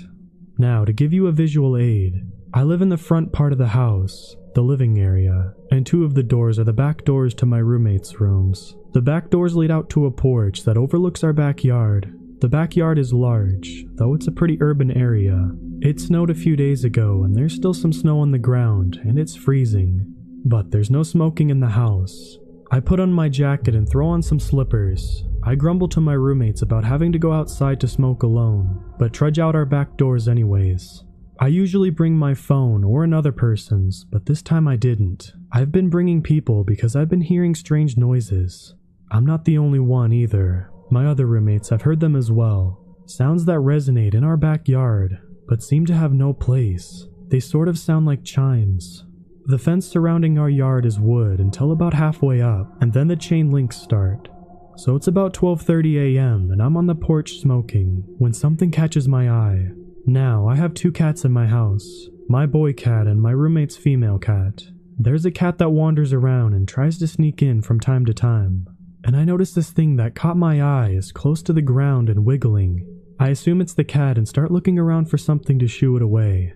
Finding nothing, I resort to building a snowball and I throw it. A small one, nothing too big. I don't want to hurt it. I just want it to go on. So I throw the snowball and it hits it. It was then that I realized how big this thing was. As soon as the ball hit it, my entire body filled with an outstanding fear, one that I cannot explain. I was frozen. I watched this thing slowly stand up from the crouch that it was in. It looked like a man, but gross. Its knees was bent in the wrong way, and it had gross, sagging skin. It was unbelievably tall. Its arms were like twice as long as a person's. Its face was distorted, crinkled with the same wrinkles that creases its body. It looked at me, and I couldn't move. I couldn't breathe. With an inhuman speed, it took off towards the back of my yard, and it was gone. My feet started moving again, and cigarette still in hand. I crashed through the doors into my house. I screamed at my roommates to lock the doors and tried to calm my trembling. I can't get the image of this thing out of my mind. I can't calm myself. They keep telling me that I'm tripping, and that can't be real. But it's Christmas, I'm not on any drugs, and I know what I saw. I'm terrified. What do I do? What did I see? Update. 1:43 a.m. I force my roommate to go outside with me, and there are prints in the snow. While I can't confirm that they are the creatures, they appear too large to be that of Tyler's or my own. My cats won't go anywhere near any of the doors. And when we were outside, we heard what sounded like a cat, but it's weird. It had an almost garbled undertone. The leaves were moving as well. I'm terrified. Update. Last night was the toughest night I've had in a long time. None of my roommates believe me, except for the one that's also seen a skinwalker. All night long there was this very strange tapping and scratching coming from the attic. I couldn't get more than 45 minutes of sleep at a time. While trading stories around a campfire, my friend recalled an encounter he had while serving an LDS mission. My friend's mission region had a reservation within its boundaries. However, it was relatively far from where he was serving. On occasion, him and his mission companion were asked to travel further than usual, to meet with some investigators. This took them near the reservation. On their way home, their car ran out of gas, and it wasn't until late that night that they were able to continue the journey home. My friend, who was driving while his companion slept in the passenger seat, chose a different route that took him through the back roads, in an attempt to get home sooner. He told us he was driving above the speed limit when he noticed movement in the woods lining the road. Because coyotes were common in the area, he took little notice at first. Then he looked out the window and slammed on the brakes. The sudden stop jolted his companion awake, who immediately wanted to know what was wrong. My friend was shaken, and he said he would tell him once they got home. He asked him to say a prayer. By the time they made it home, his companion was eager to know what happened. My friend told him, "I looked down the road next to the car and saw 6 men running on all fours, keeping up with the car. I was driving 40 miles an hour." I'm from southern Ohio. My particular neck of the woods was hilly and full of the Amish. I lived deep in the countryside with my father, who was stricken with frequent seizures and was unable to work or live alone. My story takes place early in the autumn of 2014. I was a 26-year-old college dropout at the time and working part-time at a gas station. Thanks to this, I had a lot of free time on my hands, most of which was spent hiking in the woods surrounding my home. On one of my many solo hikes, I saw something that changed me. As stated before, the seasons had just changed to autumn, and the trees were just starting to change into the many brilliant shades that time of year is known for. I had decided after one of my shifts at work to get one last extended hike in before the cold started to set in for the year. I had left the house around 2:30 p.m. and told my dad I'd be back around 7 p.m. for dinner.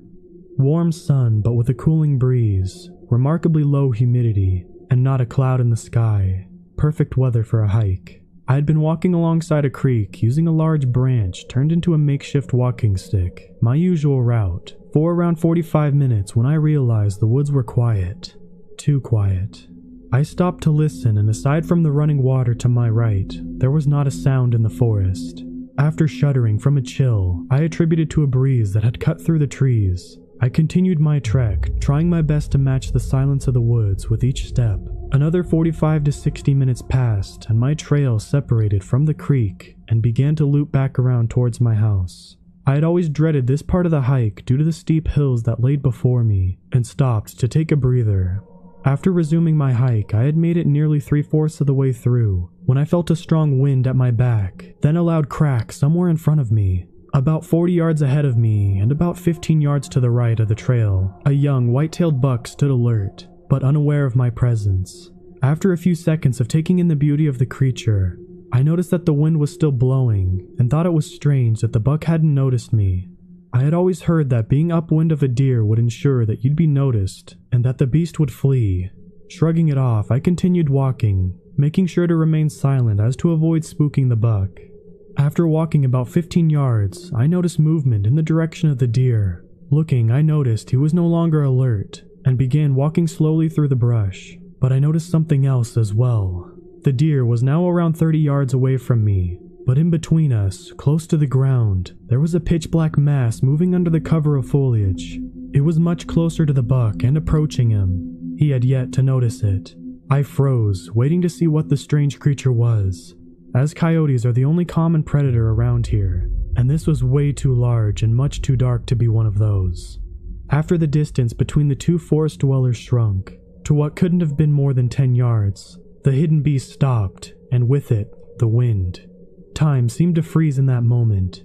The deer suddenly looked in the direction at me and flinched, as if it was going to sprint away, but before it could take so much as a step, a large black cat lunged at it, and instantly took the deer to the ground. While shocked at the appearance of this foreign predator, I remembered that there have been stories and eyewitness reports going around for the past couple of years of a large black mountain lion roaming the hills in my county.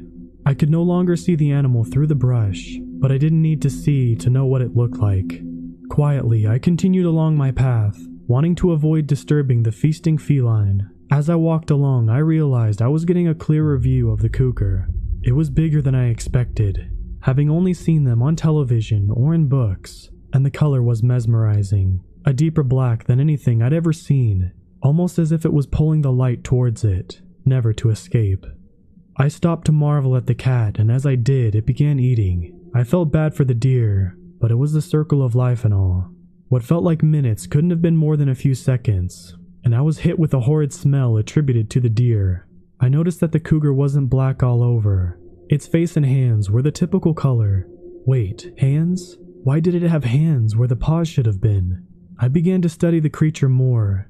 Features which just seconds before were that of a large cat were becoming more human-like before my eyes. What was once a black cougar or mountain lion is now a large, bulky man with long black hair and covered in black furs for clothing, eating the deer raw with only his hands. I couldn't help but let out a quiet gasp, but it wasn't quiet enough. The man stopped and didn't move for a few moments. I knew I had to get out of there, but didn't want him to be able to follow me home. He hadn't looked in my direction yet, and as he was beginning to stand, without thinking I launched the stick I had been using to aid my hike, back down the path in the direction I came from.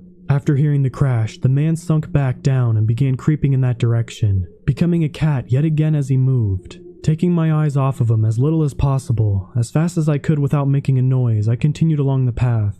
Once I felt like I was far enough away, I broke into a sprint and didn't stop until I was through my back door.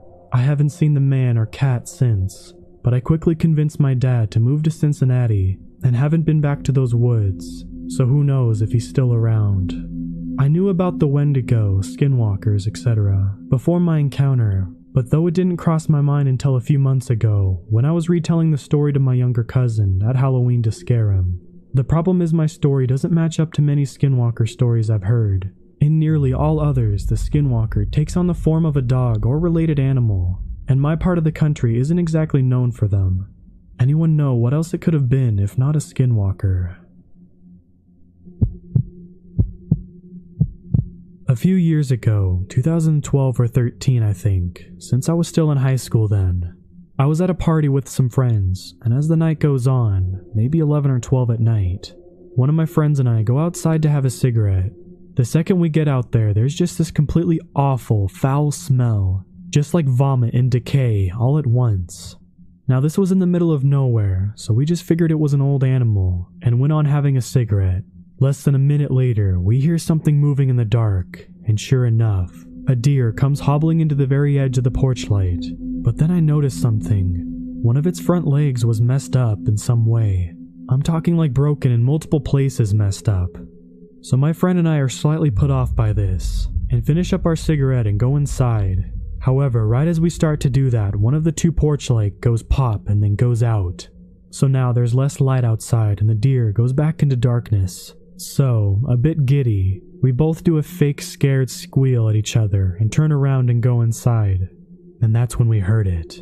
That undeniable sound of nails on the concrete patio. We both slowly turn around and see this hunched over, rotten coyote doing this very slow, unnatural crawl toward us. We go from 0 to 600, paralyzed with fear, almost instantly, until another one of our friends playfully pulls us through the open door, telling us to get back to the party. To this day, I have not experienced anything like that, and it's one of the most horrifying things I've ever experienced.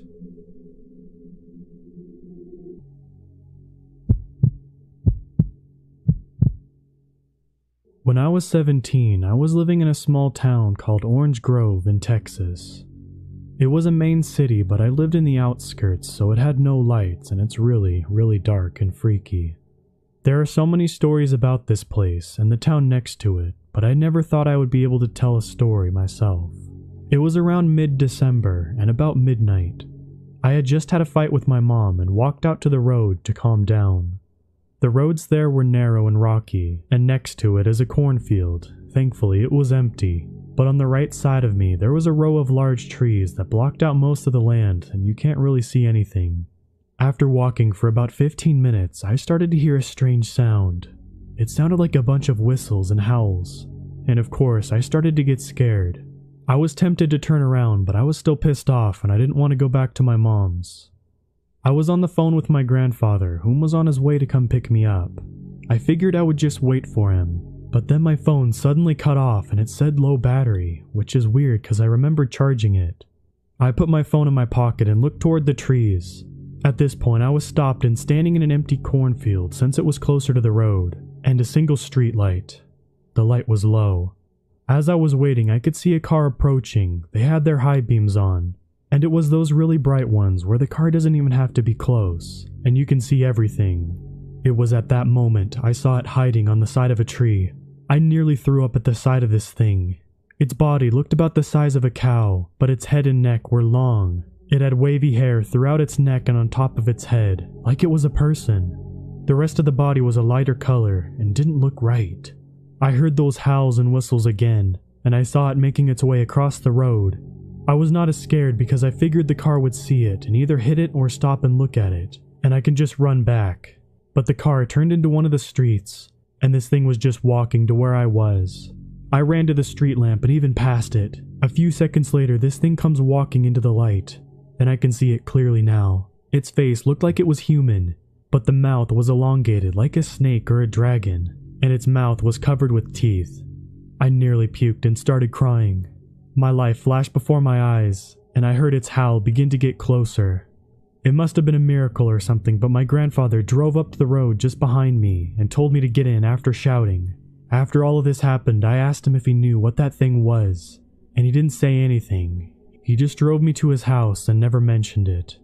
The next day I told my brother and he thought it was funny, until later that night I heard a kitten meowing at his window.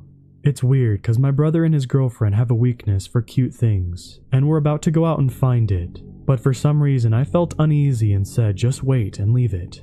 We could hear something meowing, getting lower and lower, until it got demonic. And it was just a long meow with some other sounds and whistles. Then it stopped and we heard a loud scratch and a bang at the window.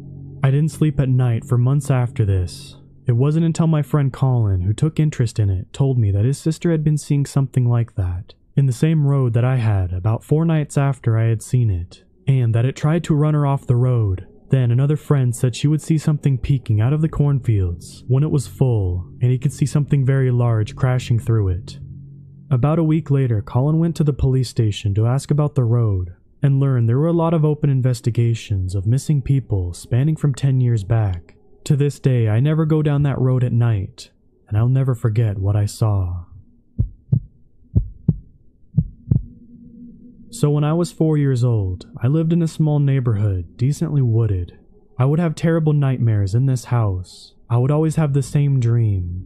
I'd be outside facing the woods and see a towering black figure. I never could see anything other than the outline, and I'd be in a panic and slowly walk to my house and look at myself sleep, like it would be an out-of-body experience, and I'd wake up sweating. So after I had this dream 5 or so times, I awoke to a tapping at my window, and had an awful stench fill my nose, and I heard a voice. It was more in my head though, saying something like come outside.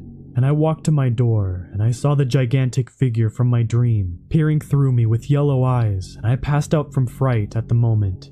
I woke up on the floor at 6 a.m., and I thought I had dreamed it, and went back to bed, being the little kid I was. This experience dubbed my anxiety.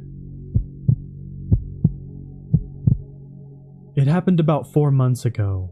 I lived in the Texas Panhandle. I was in my room talking to my girlfriend at the time. She's of Navajo descent, and I had my window open, and I heard what sounded like an old-time radio static, and smelled rotting meat, so I looked out my window and saw a coyote, standing 7 feet tall on its back legs looking around, so I shut and locked everything up. I heard tapping on the window for the rest of the night. I told my girlfriend what happened the next morning, and she came over and blessed me and the house and everything in it. Then she blessed herself and her household, and I haven't seen one since. When I was about 5 years old, I used to live in an isolated region in Arizona, in the Navajo reservation near a little town called Steamboat. The land belonged to my great-grandmother, and not much was built there, only a couple houses and some graves. I used to love it there, me just running around with all of this land to explore. I lived there with my 2 brothers and 1 sister, mother, stepfather, and great-grandma. Being Navajo, I commonly used to hear the term skinwalker, and how they can curse people just by taking such things like the victim's hair, urine, nails, and saliva. I never really thought much about it though, until that one night. It was a typical, busy, cold night. My parents left somewhere for the night with my great-grandmother, and my older brother and sister headed into town. All there was me and my brother, who was about 7 at the time. I decided to go to sleep, being ordered to by my mom, who had just left minutes after I fell asleep. Being asleep, I was alarmed by what seemed to be knocks at my window. I didn't really think much about it. Instead, I tried to fall back asleep, hoping my mom returns back soon. I go back to sleep. I woke up in shock. Barks coming from all around the house. These didn't sound like our dogs we had at the ranch, as all of them sounded exactly the same when compared to each other. It sounded like 4 or 5 surrounding the house. I was scared. Being only 5, I had no idea what to do.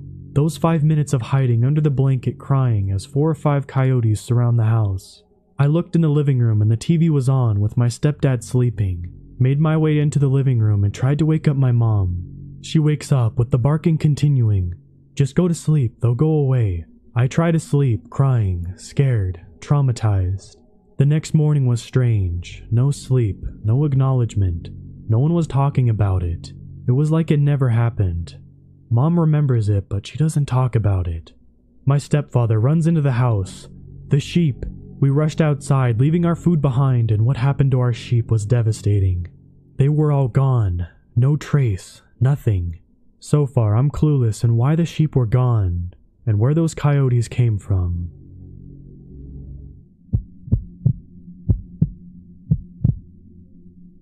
The first thing that I can remember of that night was it was a cold, crisp evening out in the pasture. The grass was tall and crunched beneath me with every footstep. I saw a dried red trail and I thought it was a deer that had been injured. I brushed it off. I kept walking until about midnight, and it was even colder than when I started. I had walked for miles and was about to turn home. I felt a presence, so I looked back and saw my friend smiling at me. I could smell a horribly putrid smell coming from the direction of him, with every gust of wind. I didn't think much of it. I asked him what he was doing here. With his small, quiet voice, he replied, "I thought I would just drop by and join you on a walk." He usually doesn't walk with me, so that's when I began to become curious about what he was really doing here. I began to catch up with him because I haven't seen him in a week or two. I asked him a few questions, and of course, he replied. It didn't really sound like him, though. I finished my walk and he went away. Later, as I was laying in bed, I thought about attending a funeral. I couldn't exactly remember whose it was. I left that thought and went to a happy one, and then drifted into slumber. The next day seemed pretty normal. I woke up, ate breakfast, etc.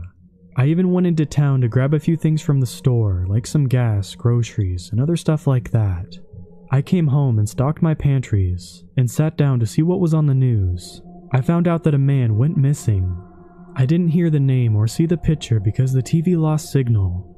I started to feel uneasy. I didn't know what for. I thought I would just keep that to myself. It sounded like a good idea, so I stuck with it. I carried out the rest of my day normally. Later, I got ready to go for a walk. It was getting dark out, so I grabbed my flashlight and headed out. A few hours passed, and it was really dark outside. My friend appeared out of nowhere, and then began talking like normal. He still smelled terrible and wasn't acting right. I began to think back to what I thought the night before. I remembered I was going to my friend's funeral. He had been missing. He died. How was he here right now? I put two and two together and finally realized what was before me.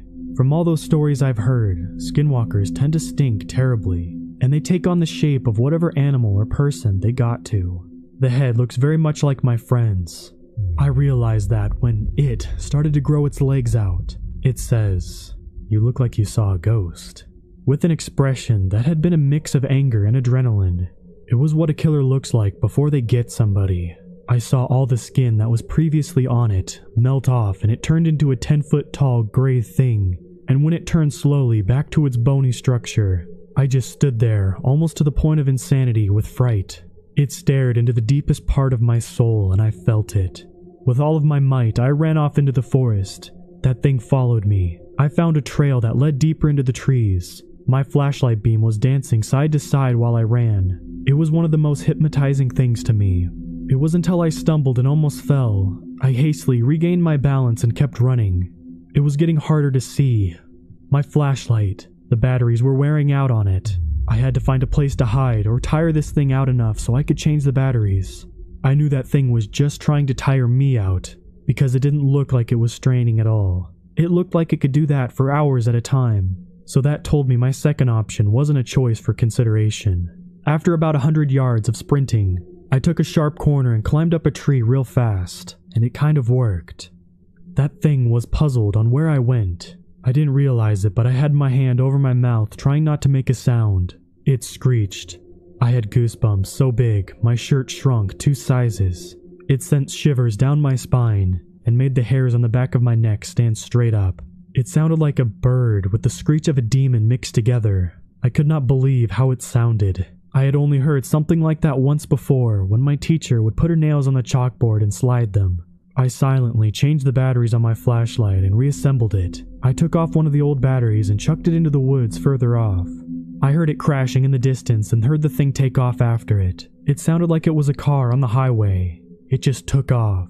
I climbed down and ran in the opposite direction of which I threw the battery. I turned my flashlight back on and started going faster. There were some deer running behind me. I thought nothing of it and went on. That thing came up from behind and got one of the deer. I stopped to catch my breath. The dust from the path had kicked up and now blinded me from the view of that thing, and hopefully, it had lost all sight of me too. I was wrong. I heard those same words coming from nowhere but everywhere at once. It had a slight echo to it. In a faint whisper I heard, "You look like you saw a ghost. How about I comfort you?" From the thick dust, It jumped down next to me from above. It screeched and ran after me. I had already started running. I had tried to jab a stick into it, but it stayed alive and full of energy. I got lucky. It got tired. It stopped after hours of running. I found a stream. I took a few sips from its clean, fresh water. I sat down on a stump. It was soaked. I turned my flashlight on and looked where I had been sitting. It was red, smelled like iron, and was dripping. It was coming from my leg. The skinwalker got it. I took the sock off and tied it around my leg. It burned, but the dripping slowed. I knew I better get a move on before something else happens. I was in the middle of the field when I heard a screech. I just ran home. I was soon there and the gash was bad. I got some rubbing alcohol and poured it on there. It burned like a fuse of a firework on the 4th of July. I got some water, then rinsed it out. I felt a little burn from the alcohol, but not much more. The sun was coming up, so I made some coffee and went into my Saturday and got out of there. I have told this story many times over and almost nobody believes me. I was almost put into a padded room with a straitjacket on because they thought I was crazy. That was until they saw the scar. There was almost nothing that could match the look of that gash. It had the signature mark from a skinwalker. I say again, almost nothing could match it. I remember back to this night sometimes and wonder to myself, what would have happened if I stopped? That never leaves my mind. Sometimes when I'm asleep, I dream back to that night when I was awakened. I have that same feeling of being watched. I feel like I'm being stalked. I still hear those footsteps and screeches coming from the dark forest every once in a while. There's nothing like them. This happened when I was 15 years old. I had an aunt and uncle, and they lived on a rural farm in the middle of Washington in a small town. My grandmother lived in a cottage about 100 feet from the main house, and my grandma had a dog named Maggie, and she's about 11 years old. I had my mom make my bed on the couch, and this house was very small. Every part could be seen from the front window, and I was right underneath that. The window had a view of a road with tall pine trees behind it, so I finally drift off to sleep as my family were all watching a movie. I woke up and everything was dark out, but the thing was I heard the dog walking around. I brushed it off and decided to get up to go to the restroom, and I realized there was no dog and my grandma's room was closed, and the dog always sleeps with her. It hit me like a truck. So the restroom was unfortunately on the other side of the house in the far corner of the property. I decided to just go behind a tree because I was going outside. I crept into my grandmother's room and grabbed the dog. As we walked out the door, the dog started to whimper, and she ran out of the door to the edge of the road and just stared into the woods. I yelled for her to get back, but she wouldn't. She just sat and stared. I had to go and grab her to drag her back into the house. When I reached her, I decided to look where she was, and I saw nothing, so I went to the restroom and went back into the house. I put Maggie back into my grandma's room and went to sleep. It was about 3:14 a.m. But I woke up sometime later by the sound of a dog walking again. So I got up and saw that my grandma's room was open, so I thought it was Maggie. But then I looked and the front door was wide open and I froze in fear. Then I found the courage to look outside. So I went and walked through the door, and I saw a trail of red leading from the door to the road. I followed the trail into the woods, and then I saw Maggie in a tree, and I looked at what was holding her. It was a tall-looking man, I thought at first, but it had very distorted features, and then I realized it looked like a deer. I froze and ran back into the cottage. I was so scared, I yelled for my family, and they ran out of the rooms, and I explained what I had seen to them. So my dad went out and I followed them, and he froze in fear before me, and he turned around and ran back into the house. I chased him and he had told me what he had seen and described the same thing as me the next day. We packed up and left and haven't been back since. A few years ago, 2012 or 13 I think, since I was still in high school then, I was at a party with some friends, and as the night goes on, maybe 11 or 12 at night, one of my friends and I go outside to have a cigarette. The second we get out there, there's just this completely awful, foul smell, just like vomit and decay all at once. Now this was in the middle of nowhere, so we just figured it was an old animal, and went on having a cigarette.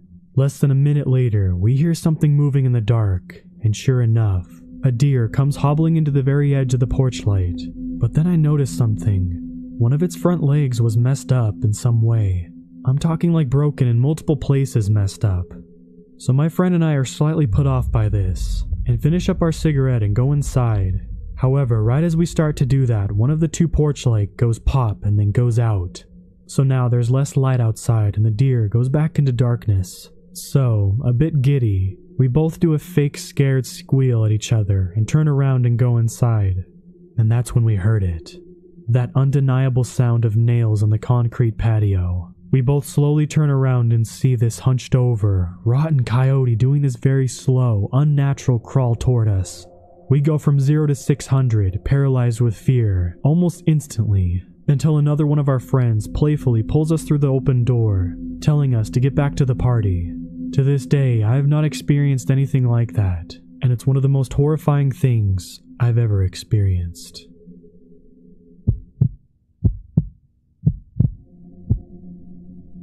I live in the mountains about 10 miles outside of a small town, near a winding backroad highway well known for its many accidents, a lot of which happen to be collisions with animals, deer, small rodents, and sometimes more often than not, mountain lions. I grew up in the country my whole life, so I've seen just about every animal my side of the state has to offer, whether alive or roadkill. Recently, I saw one that I could neither identify or rationalize. My husband and I had stopped by for dinner with his coworkers in town down the winding road from our home. Once it grew close to midnight, I knew we should be getting home. My husband insisted he wanted to stay a little bit longer to have a drink with his buddy. Reluctantly, I agreed he could stay, even though he knows I hate going home late at night by myself. We have about a half a mile of driveway leading to our home, which is blocked off by a padlocked gate. I get paranoid every time I have to get out of my car to unlock the gate pull inside, and then relock the gate behind me. Not that I'm afraid of something attacking me, but way up in the country a wild animal mauling me. The number of mountain lions and bears in our area was definitely above average. I headed back home alone, my husband promising he'd only be out for another hour. I took the dangerous road extra cautiously in the evening. The thick cover of trees surrounding the road made it pitch black. After finally arriving at my road, I hit the gravel fast, eager to get inside. What I saw next made me slam on my brakes so hard I fishtailed a bit and scattered gravel every which way. What I saw barely 2 feet in front of my car was incomprehensible. It looked almost like a human figure at first. Its ribs stuck out so far it took a barrel shape. It was hunched over, but if it stood up straight it had to be at least 8 feet tall. Tufts of matted hair all over its body. What skin shone through appeared to be mangled. Long limbs resembling human arms, but too thin and discolored. Its legs arched like wolves. It had no sign of a human face. The face it had seemed to be a snout that contained a sharp set of canine teeth that shone and snarled at me. My eyes locked with its piercing yellow eyes. It stared me down for what felt like an eternity. Then all of a sudden it broke our gaze, swiftly disappearing into the woods.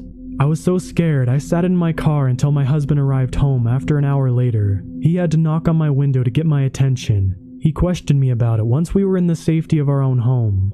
I've been dealing with paranormal experiences with spirits since I was a child, but my husband says he has never seen me this shook up before. I'll take a ghost over that creature any day. This is a story I was told by one of the other guides who had spent around 6 years guiding canoe trips in the Lake of the Woods. Let's call him Steven. I want to remind you that I did not experience this, but Steven had told me about a few experiences he